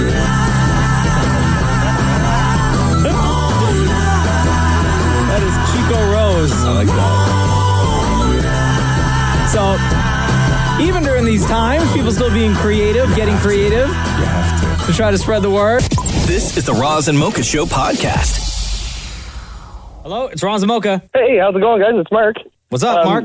I was listening to episode 67. I wanted to let you guys know you were wrong about breakfast. Okay, hold on, stop. Dude, okay. Come at us with like stuff we talked about a year and a half ago So and you're then say obviously we're wrong. talking about the Roz and Mocha Show podcast. Yes. Okay, where do you listen from? I listen from Gananoque, which is from Kingston, close to Kingston. Okay, cool. Shout out to Kiss 1027 in Kingston, by the way, because the Roz and Mocha Show airs out there as well. So you were listening to the podcast, and on episode, what, 57? 67. 67. Okay, episode 67. Which is like over 100 ago, I know. Yeah. But you guys were talking about breakfast, and you were saying that it's got to be like eggs and bacon and stuff, and it's any time of the day. So only part of that is true, because breakfast actually stands for break fast. So what happens is when you get up in the morning, whatever you eat when you eat is when you break your fast. Didn't I say that? No. I'm pretty sure I did. No, I'm pretty sure I did. No, I wished you had. I was waiting for it. Nah, I'm pretty sure I did because I know. Keep listening. I probably say it in another podcast because I know I've said that before. Okay, well, I'm still listening. I'm about 11 episodes ahead of that now, so we'll see, but I don't think so. Yeah, all right. It's always nice when people call you and tell you that you're wrong for something you did 100 weeks ago. Exactly. I knew that would make your day, Raj. All right, that's great. Yo, how is it that you're all the way back there in the podcast, episode 67, and we're like getting close to 200 episodes now? So Google Podcast kind of screwed me when I was listening. They started deleting your old ones. So I had to jump to like episode 100, and then I downloaded it on Spotify. Which, by the way, Spotify doesn't give you a spot to review. That's very frustrating. I wanted to give you guys a 5-star review. Oh, well, go ahead. I can on Spotify. That's what I'm saying. No, like on the radio right now with us. Oh, yeah. Hey, Roz and Mocha, 5-star review, best show on the radio. There we go. And in the podcast world. And in the podcast world. Why did Google start deleting all our podcasts? I don't know. Do we know why? You guys going to have to look into that. Yeah. Okay. Good to know. Thanks for letting us know. It's probably your fault. Yeah, it could be, yeah. I don't know. I just thought I got to blame you for something. That's fine. Yeah, no worries. All right, cool. I can take that. All right, great to talk to you guys. Right You too. on, man. Hold on. You've listened to the podcast, 67 episodes. So you know the question I'm going to ask, which is between Roz and Mocha, who's your favorite? Is it fair that I've already answered this once? Oh. You did? I did. When? 11 episodes ago. Oh. Wait, 11 from the 67 that you're at now, or 11 from where we're currently at now? 11 from where we're currently at. Oh, okay. Well, what was your answer? My answer was Roz. Sorry, Mocha. It's okay. Is it still Roz now? It is, yeah. Because he's a smooth, cool dude. Oh, okay. I had to throw it in there. Sorry, Roz. Answer accepted. thanks. Thank you, brother. Take care, man. You guys have a great day. Thanks. This is the Roz and Mocha Show podcast. Okay. I like this part. Hey, Mocha. Yeah. Are you ready? Okay. Let's do the news. A Roz and Mocha Show and Kiss 92.5 News Break. So it's looking like Kanye has dropped out of the 2020 presidential race. He was so close. What you doing, Easy? Steve Kramer, a member of Kanye's campaign team, told the Intelligencer, that after amassing a 180-person strong campaign team in Florida, that Kanye would allegedly no longer be looking for the White House.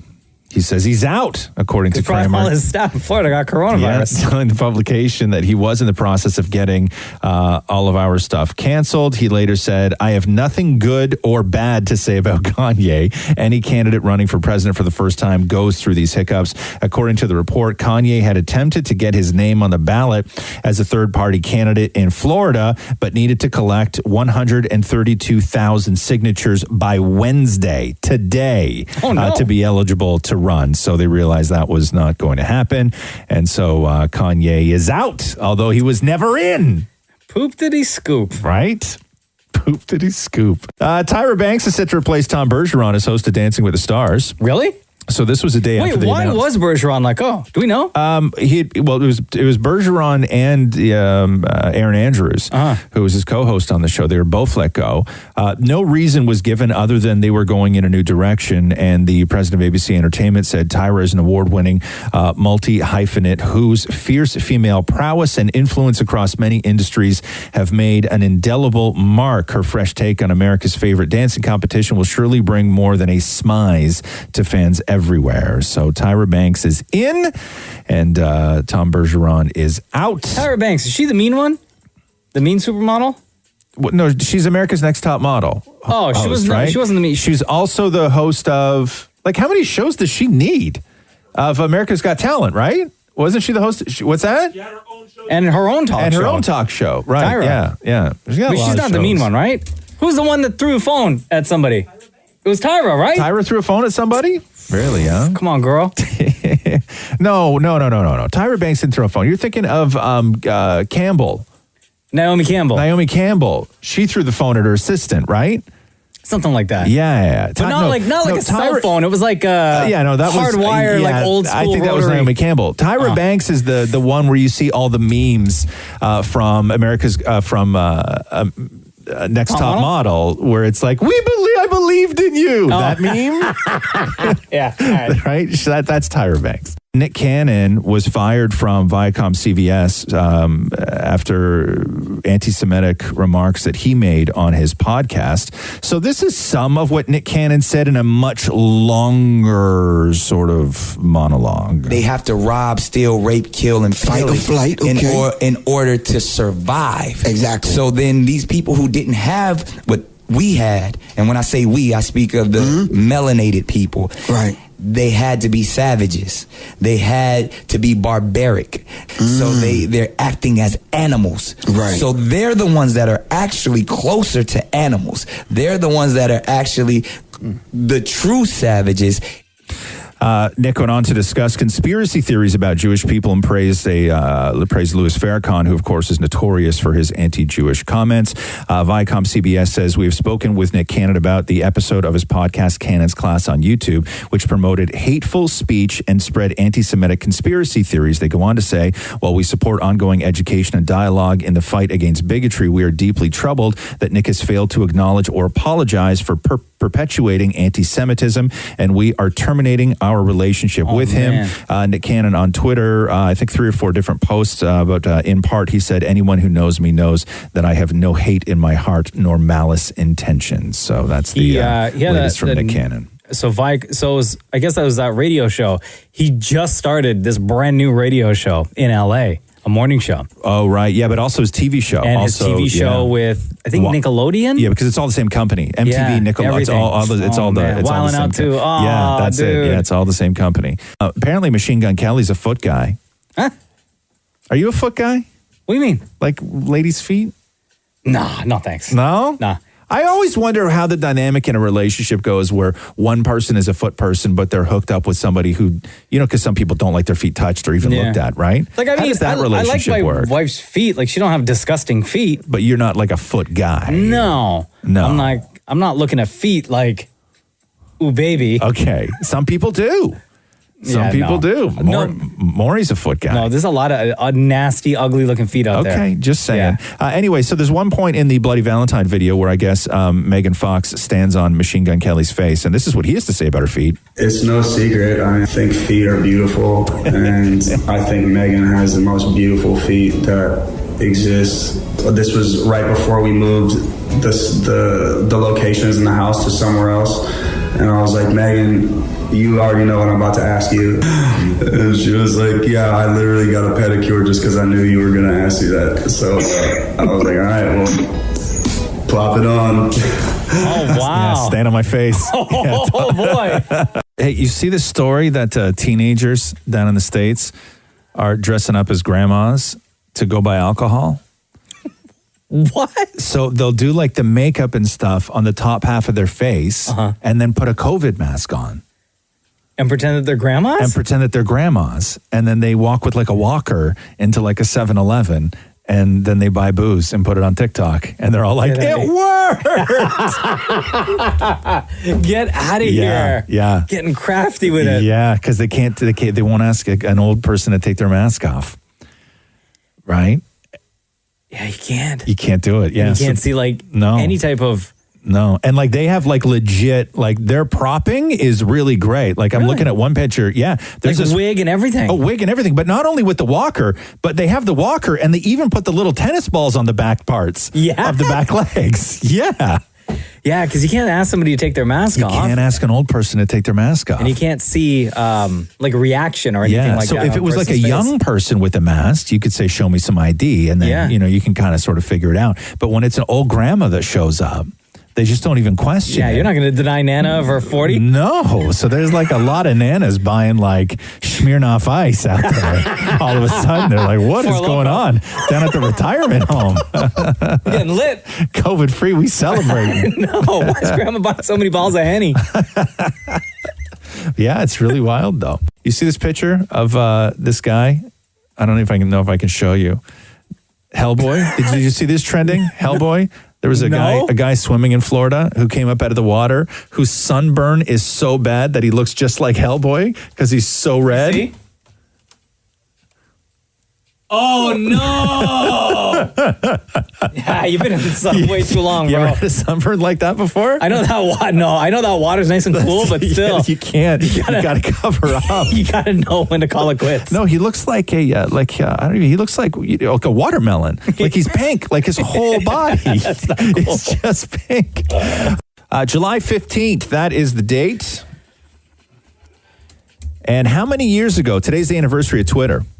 When it was released to the public. How many years ago? How long has Twitter been in our lives? I'm going to say, I don't know, 12? 14. Yeah? Yeah. Oh, damn. 14 years. Wow. Yeah. Still sucks, too.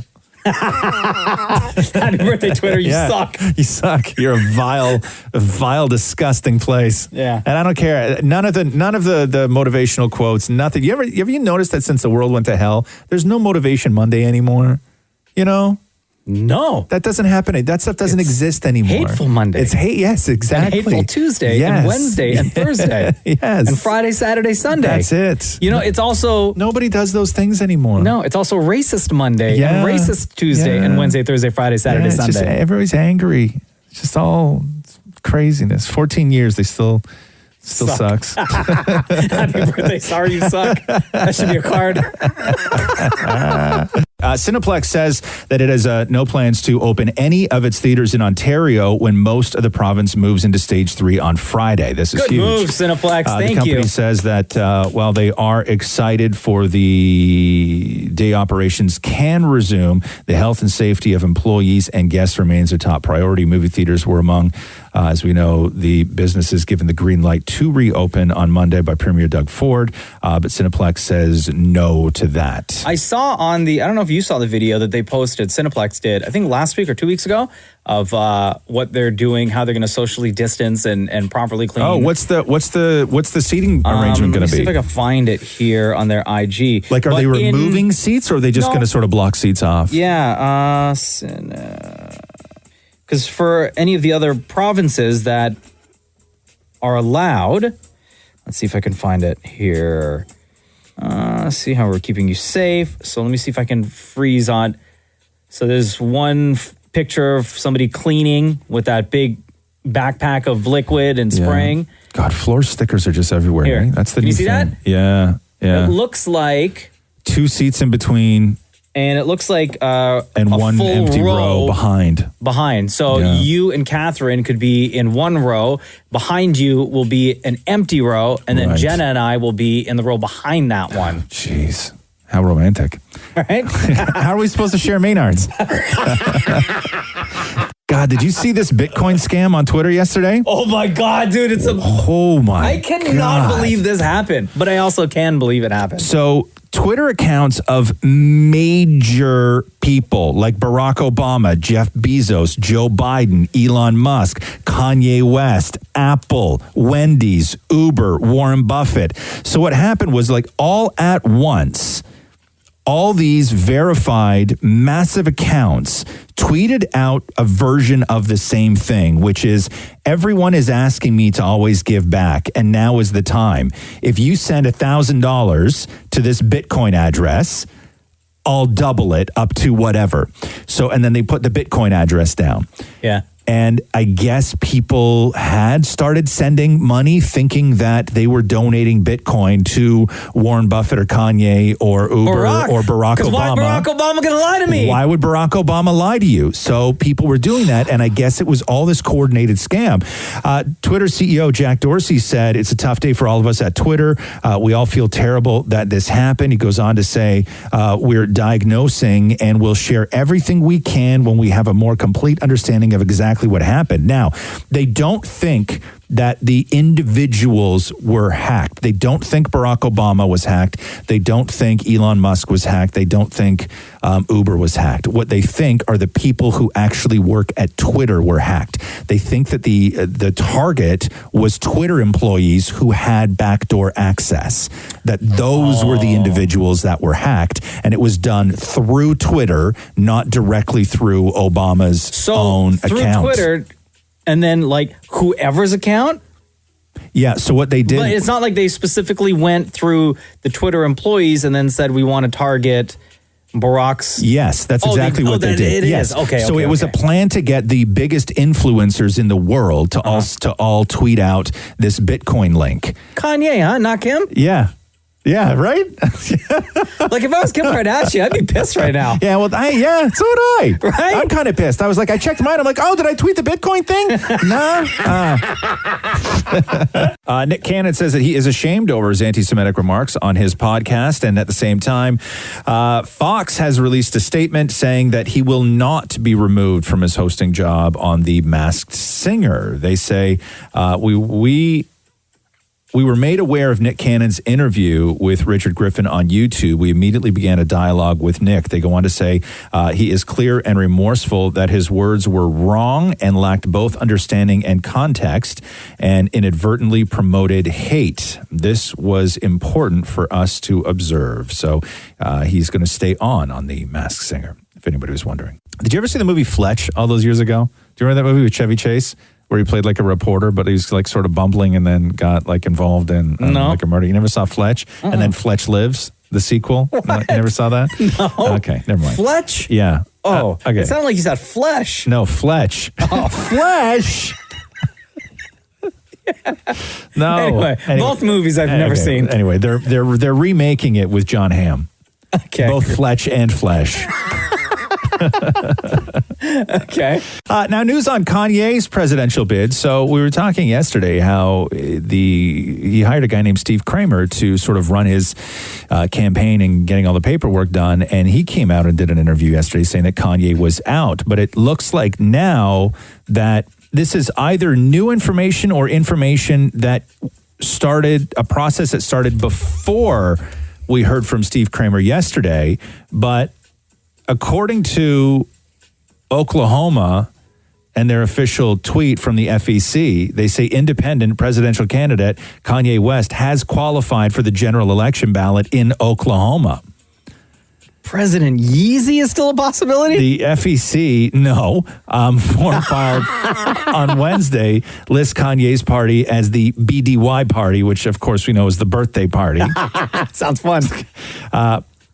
And the filing also lists an email of Kanye2020.org, a website that does not currently work, and a phone number that didn't return any calls. Oh. He filed form number 1, which is a statement of organization declaring Gotta start at the beginning. I know. Declaring that Kanye 2020 committee will serve as the, quote, principal campaign committee with Kanye as the candidate. Although he did fill out that form, he has not yet filled out form number 2, which is the statement of candidacy. And the second and more important form would show that he has raised and or spent more than $5,000 in campaign activity and would trigger immediate candidacy status under the federal campaign finance law. So he has not filed the second form yet. How does he not know? I don't know, man. That after 1 comes 2. I don't know.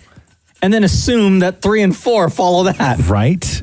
Yeah. Come on, yay. I don't know. Yeah, I don't know. I don't know how that works. I really don't. And now it's time for Ask Roz and Mocha. All right, fellas, you ready for Ask Roz and Mocha? Yes. Imagine Roz said no. I know, right? All right, cool. Thanks for listening to the podcast. Yo, Drew, what up? Hey, what up? How you doing? Good. You've been on the podcast before, right? Yeah, I have. Yeah, and you ask like a lot of questions on the podcast too. Like every week for Ask Roz and Mocha. Yeah, I try to ask stupid questions all the time. All right, so what's your stupid question today? What's the best show on Netflix? What's the best show on Netflix? Like, what's the best original Netflix show? How about the best show out right now so people can go see it? Can we include movies? No, hold on here. I think we have to narrow this down because that's too like somebody could just say Friends or Fresh Prince. Like, let's make this conversation about what is the best Netflix original show. Okay, sure. What's the best narrow it down a little bit here. And can you include movies? No, he said TV show, man. Well, that takes off 5 things from my list. Well, there you go. You should have been prepared. Well, I was prepared. No, you weren't. No, you because weren't. The question is not TV shows and movies. The question is TV shows. Okay, well then let's add in movies. No, we're not, Maurie. Okay, fine. We're talking TV shows. That's not. I just tried to narrow it down from this giant, endless conversation about all TV shows of all time. I will add Unsolved Mysteries. It's brand new. It's a remake of the old Unsolved Mysteries. Is it a Netflix original? Yeah, and it's fantastic. Okay, I watched the first episode of that. Yeah, how was it? It was good. Yeah, it's just like the original. So, what would you say? What is your favorite Netflix original series? I think I'm going to go with Lucifer. I think it's really funny. But yeah, I never got into that. That's not a Netflix one. That's Prime.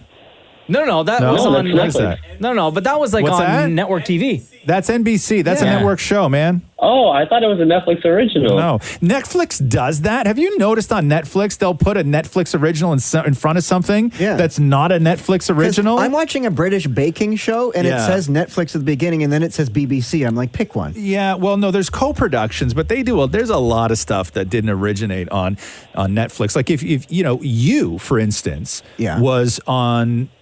God, what network was it on before Netflix? In the States, I think it aired on Bravo. Something like that, right? And then Netflix picked it up 4 months later, and that's when it took off. You could say Queer Eye. That's a real Netflix original.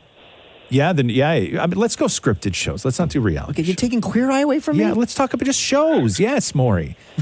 Here's what I'm going to say. I very much have a definitive number one show that I think is the single best Netflix original series. Okay. But there's others.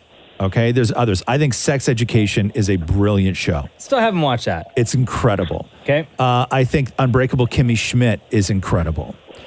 The Crown is incredible. So that Kimmy Schmidt, I remember when that show first came out. Yeah. You were not into it at all. I know. And then Roxy binged it over COVID. Really? Yeah. But that's not a Netflix original. That aired on network TV. Yeah, it did. Not all those seasons, though. No, at the beginning it did, and then I think it moved. it did like 2 or 3 seasons on like NBC, I believe. Yeah, but there's a lot of seasons on. Is there really? Netflix. I had no idea. And a movie. Well, then you can't count the first couple of seasons. Yeah, then. there's a movie. Oh, I didn't know that. Oh God, what did you say right after that one? I mean, I really like Jessica Jones, but my problem is when I get into series, in order for me to consider a series to be great, all seasons need to be great. Like I really loved. Oh, that's tough though, man. It's tough, right? Like Glow to me is amazing. I love that series on Netflix about the female wrestlers. Yeah. Master of None was really great. Oh, that show is really great. Stranger Things, but what are you doing there, man? Oh, I'm sorry. I was working. Stop. What are you doing? He's working. He's typing. Oh, were you even listening? Were you even listening, bro? Yes, I'm listening. Okay. I'm listening. Oh my God, bro. You should be taking notes. Yeah, that's what I thought he was doing. I thought, man, this guy's really into what I'm saying right now. He's taking notes. And then I realized that he never once said, so I knew he wasn't paying attention. I was supposed to talk. I was okay. listening. I'm sorry. But Stranger Things is, to me, I really dislike season 2, although it is a great series. Orange is the New Black is the original. Well, only like the first Netflix. 2 seasons of that were good. Exactly. But that's so I can't put that on the list. But my number one show, and I will go on record and I will die on a hill for this. My number one show, the single best Netflix original series is their Lemony Snicket series of unfortunate events series. Oh, yeah? Yep. Oh. It is the best. Everything is out of the park incredible with that show. It is so consistent. It's stunning. The writing is incredible. The kids in it are amazing. And it is the best thing that Netflix has done that you've probably never seen because I only watch it because I have a kid. Huh. So It's not the best show. Selling Sunset. Drew, Not Selling Sunset. Drew, now's when you go, Yeah. You're not taking notes. You're not taking notes anymore, man. I didn't like that show at all. Okay. I'm going to add in Grace and Frankie. Sure, you can add that in. That's People a love really that show. funny show. But is it the best? What's the best? That's the question. What's the best? I'm gonna go Scripted with I'm gonna go with me? Stranger Things, even though they had that bum friggin' season. Really? Huh? Yeah, but the problem is with Stranger Things, I love that show alone. Grace and Frankie, I'll watch with my husband. But number one for me would be Stranger Things. But together, do you know what I'm saying? Like we don't watch Stranger And Jenna and I Things just together. got into Ozark. Yeah. Over the past People 3 love weeks. that show, too. We're almost done. We're on, I think we have like 2 episodes left in season 3. Did you watch Umbrella Academy? No. Is that good? Oh, I it's watched so good. 30 minutes of I couldn't get into it. Oh my God, it's so good. It's so good. I wanted to ask you, Roz, specifically, if Roxy, because she watches so much Netflix, if she watched The Floor is Lava, the game show. Yeah, a couple episodes. Did she like it? Nah. Oh, It's really? okay. It's okay. It's very repetitive and it's very edited. Okay. Yeah, but It's like it's Wipeout. not that. No, it's a lesser version of Wipeout. Oh, is it? Yeah, All right. it becomes boring real fast. All right. Yeah. There you go, Drew. All right, thank you so much. All right, get back to work. Thank you. Typey. But yeah, if you have not seen the Lemony Snicket show, it is, to me, it's the best put together show. Really? And then there was another, but Umbrella Academy is so good. I actually liked Umbrella Academy and more than I liked 2 of the seasons of Stranger Things. Really? Yeah. Wow. Interesting. Yeah. I really love Glow. I think Glow is a really, really wonderful show. Can I suggest a show that's not Netflix? Sure. Have you watched Normal People yet? No. What is that? It's on. Here it airs on CBC Gem. Yeah. Which is like. What's it about? So it's this couple. They're like Australian. No, they're Irish. Yeah. And they both meet in school. Irish? Australish. Yeah.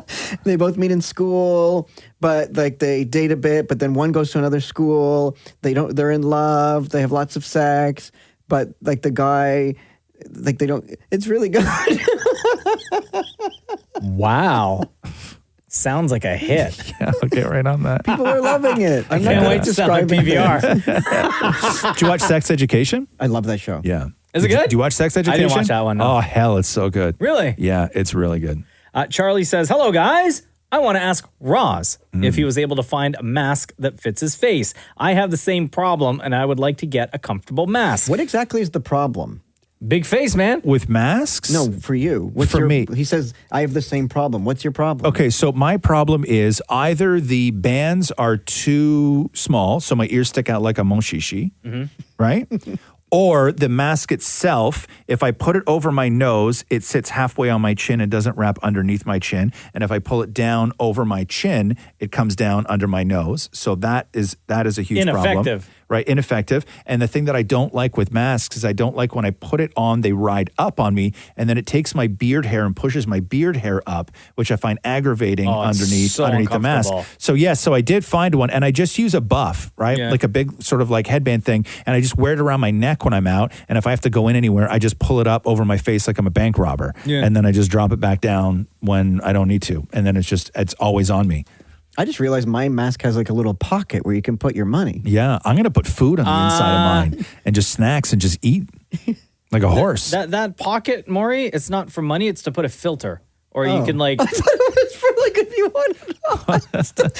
I showed it to Shem yesterday. I'm like, this is where you can put your like stash and stuff. Nope. It's for a filter. Or you could take like... it's like if you could quick take like access to stuff. like an all natural, like a baby wipe, dry it out, right? And then you fold it and it fits in that pocket right there. Or that. What are you putting, like 50 cents in there? Not for your dirty ass money. Okay, Mark asks, if it wasn't lockdown and everything was normal, what would you guys be doing early July?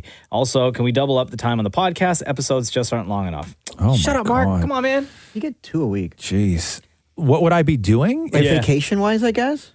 I don't think we had any vacation plans this summer, but I think that it's really tough to say because I don't really go out a lot anyway. Yeah. So it's not, and I still go to the grocery store and I'm maybe I shouldn't because I know, Mocha, you're really great with ordering stuff in advance and having it delivered and everything else.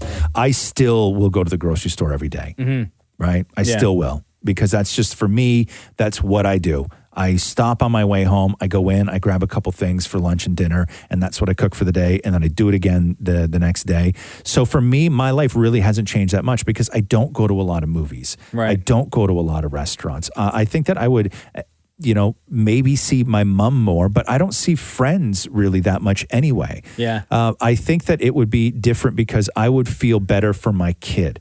Because I really feel bad for my kid because kids, when they finish school in March, they really missed that structure. They really missed that having a teacher around. They really missed being around other kids their own age. They missed a lot of things. And it's really affecting a lot of kids right now, especially kids that couldn't get into camps.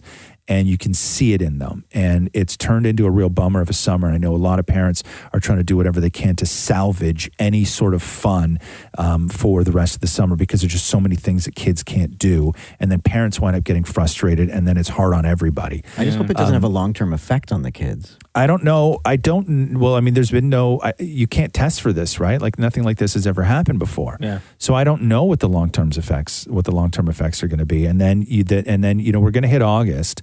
And in August is when kids are going to start worrying about what school's going to look like in the fall. Yeah. And then that may ruin the back half of the summer. Does Roxy get what's going on in the world? Oh, yeah. Yeah. She does. Yeah, she gets it, and we're pretty open about it with her. Like Cruz is too young. Like he understands. He doesn't understand like about virus, but the way we've explained it, and I think we talked about this on the show and on the podcast. He watched an episode of Miss Persona on Treehouse, where like props to them, they did such a great job with explaining coronavirus to kids, especially like young kids, Little like toddlers, kids. Yeah. Mm-hmm. like Cruz, who's 3, so he knows and wear a mask, right? We don't take him out, but because of all of this, he knows and he sees like, people have masks and Does he stuff have like a that. mask? He has one, yeah. We got him a little one and he wears it. He wasn't at first like really into it, but it was this week. I think it was like on Monday or Tuesday. A cool little mask showed up for him that we ordered, and he wore it for a couple minutes, and then he was good. But he knows that the way he explains it, or how we explain it to him, and he reciprocates to us, is that there are people out there who are sick, and we just have to stay inside so we can be safe. There was one thing on Instagram that I saw on how to best explain coronavirus, and that was 9 people are in a room doing crafts. 1 person is using glitter. How many crafts have glitter? That's freaking brilliant, dude. That's so good. All of them is the answer. David Maurie, did you and Matthew have plans for the summer? Well, I'm kind of glad I got out of this because of COVID, but we were planning on going camping with my parents again. And we were like, oh my God, how do we get out of that? But you had fun doing that one year. It was Matthew that didn't have fun. No, but also we were trying to figure out, how do you explain to your parents, like, we'll be in our cabin. Yeah. Like, let us enjoy the day. And then at nighttime, if we're up to it, we'll drive around the river to your trailer and we'll hang out for a bit. But don't just show up, But you guys aren't doing anything anyway. No, but like you kind of want to be alone. But didn't you go? But aren't you going camping with them? No, they're across the river in their trailer. Yeah, and then we would rent like a cabin, a guest cabin on the other side of the river. Right. Right. So why not just go at a different? Why not just go at a different time? Well, then you're not. But that kind of defeats the whole purpose. The whole if you purpose. want to see them, then you'll go over there. But you're camping with them at the same time, but yet you don't want to see them. So the answer to that is just camp at a different time. Right, but how do you explain that to them when they want to be there at the same time as you? But do you do you want to go camping or no? Oh, I would love to, absolutely. But so why don't you just go without Matthew? I don't want the pop in. Don't just walk in and ask me how my day's doing. But that's what happens when you go camping with somebody. I know, but I don't want that. Like, we'll figure. Like, let's see you at night. Let us just sort of sit and stare at the stars and enjoy some quiet time. And when we're ready, we'll go around the river and we'll sit with you. But don't just do the pop in. Nobody likes the pop in. Wow, you're uptight. Yeah, that's you're crazy. So uptight. Oh, and hey, I also miss sitting on a patio having sangria. Yeah, once. You're so. Don't make it sound like that's what you do every day. Not one time in 2015. Yeah, it's glorious. Like you didn't even do that last summer. No, but I like to have the opportunity. I don't know. I think we had like loose plans for the summer. We're gonna do a couple of road trips. We're gonna go up.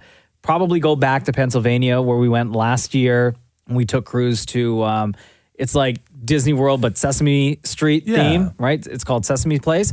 We were probably going to try to do that again. But other than that, not really flying anywhere. No, we didn't have any real big plans. We were just going to sit and chill this summer anyway.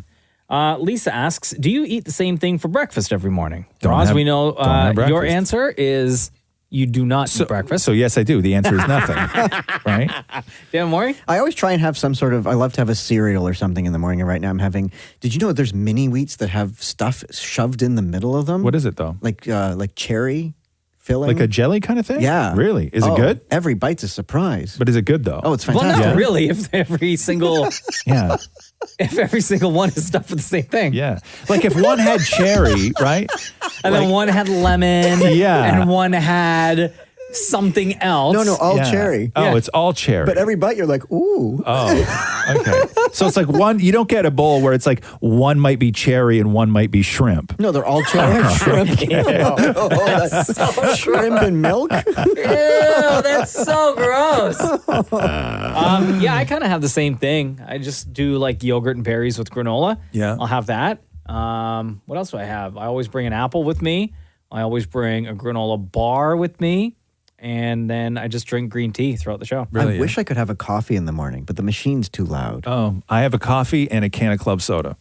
In the morning? Yeah. Before you get here? Yeah. No, you don't. Yeah. What do you have first, the coffee or the club soda? The coffee. And then immediately club soda? Or that's like, Yeah, immediately really? club soda. How do you yeah. not have diarrhea? First of all, That Maury, wouldn't cause it's diarrhea. it's very personal. How do you know he doesn't? He's just like, How do you know I don't? And now I'm embarrassed to talk about it. Yeah. Thanks, Maury. Yeah. Yeah, uptight SOB. Let a man have his diarrhea in peace.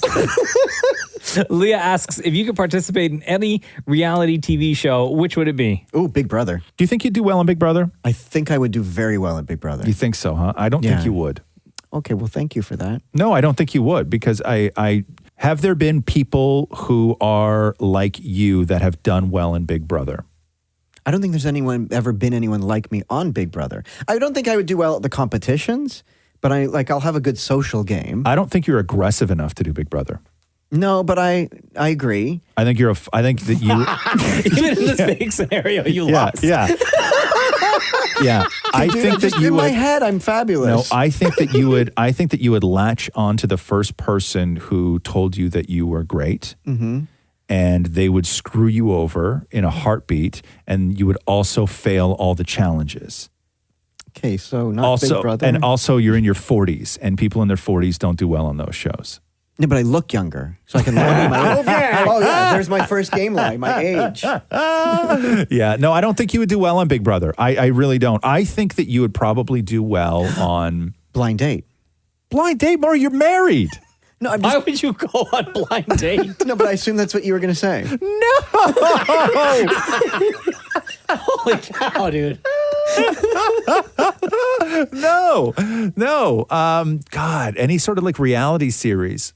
I would not do well on Survivor I'm not in the demographic. I'm not physical enough for Survivor. See, but I think you would do well at Big Brother. I don't have I'll tell you, I've done 2 full days in the Big Brother house. One of them was a long day. It was like a long shoot. Uh-huh. And they ran us through the paces of the house where you had to, we ate there. We did 2 challenges. You did everything, right? And this was the house in the States, in California. And by the end of it, I was sabotaging my own chances, even though I knew that I was going to be let out at the end of the day. Like, in order for somebody to thrive in that Big Brother atmosphere, they either have something extra that regular people do not, or they're missing something that regular people have, because you have to be a very specific human being to be able to do something like so you were doing Big things just Brother. to... They were filming us. Not win or not advance? No, yeah. Advance, air quotes? Yeah, I was throwing challenges and everything else. You were just miserable. I was absolutely miserable. So you were being you. Yeah. High five. Yeah, and I was the only one voted out. Yeah. Mission accomplished then. Yeah, and it was unanimous too. But you do well at a cooking one. Yeah, so I've done Chopped. Yeah, I did Chopped, right? Like, I like those, but Chopped ruined me after I did Chopped when I lost. I was so obsessed with it for just months that I don't do well with those things. Like, I know that there's a sort of like whimsy to something like Chopped where it's fun, and it was a celebrity challenge. Like, there was no money at stake other than for charity, but even still, I just took it so seriously that it did nothing for me. Like, I didn't feel good afterwards. I felt terrible afterwards because I didn't win, because I'm just so competitive that I don't know if I would do well on any of those shows, because I have a problem not being in win mode all the time, where the people who tend to win on those challenges, you have to be able to lie low. You have to be able to lie low on Big Brother. You have to be able to lie low on Survivor. You can't be a huge target. And I would just immediately go in there and be a huge target. Plus, I'm 45. And nobody wants that hanging around. You can lie about your age too. Right? Nobody's going to want a showmance. You know? For you. Yeah. My reality show? Yeah. It's not competition based? Oh, it has to be competition based. Why? Because. Well, hold on. What was he going to say? Jersey Shore. No. That's not a reality. There's nothing. No. That's a reality. No. Ed, the question is, if you can participate in any reality TV show, which one would it be? Participate. I would participate in partying. With No, the folks from Jersey Shore. That's not right. That's my answer. Yeah, I'm going to participate in getting a venereal disease. Christopher asks, what happened after Maurie went to court after getting hit by a car? Oh, do you remember this? I got My leg was damaged. Okay. Maury got bumped by a car because he wasn't following the rules. Okay, in fairness, I did fly through the air. No, you didn't. You liar. Then how did I end up on the ground? Because you got bumped by a car and your knees buckled. Yeah, and then you went, Oh, Lord. Yeah, somebody called 911. I need an ambulance. Yeah, and then the ambulance showed up. And then so what happened? You got a new coat out of it, right? That's all I got out of it was, no, that's not true. I got a new coat and my left leg was massaged for 3 weeks. Okay, hold on. So just to back up, Maury was crossing the street. Yes. Right? But it was at a time where Maury did not have the signal of the little green man. Right. No, the green man was there, but the countdown thing was happening. Oh, I guess it turns into a hand at that point. Yeah. And it's red, and the countdown started happening. So Maury was crossing when the countdown was on. Yes. And the car that was allegedly hit you. No, he did actually hit me. Proceeded to go to make his turn or her turn. And then bumped your leg. But be that as it may, when the countdown begins, it's not an invitation for people turning left to close their eyes. You should still see people crossing the road. I guarantee you weren't paying attention. Were you on your phone when this happened? No, I actually wasn't. No, I actually wasn't. So what happened? Did you have to go to court for that? I did have to go to court, and but then I didn't say happened? anything or whatever. The guy the guy pleaded guilty and was charged. So he was charged 2 things. So in case one of them was removed, he still has another thing charged. Okay. And what was it, like attempted murder? Should have been. I could have died. Charged harming Fabulous. Yeah. Okay. So, like my leg was ugly for a couple of months. I know. $2,000. Is that what you got? No, that's what he charged. He got charged $2,000. But who gets that $2,000? No, I guess it just goes to whoever you pay your tickets to, right? Like So he got a ticket. The mayor. But there was no compensation to you? No, jacket and my left leg was massaged for a month. So he What had do you to mean a jacket? Because he tore his jacket when Maury hit the deck. So his tore his insurance jacket. reimbursed me for the jacket. Which was how much? Like $100, Okay. and they paid for my massage therapy until it ran out. Right. Which was basically I was only allowed to go there and have my left leg massaged. Nothing else. No.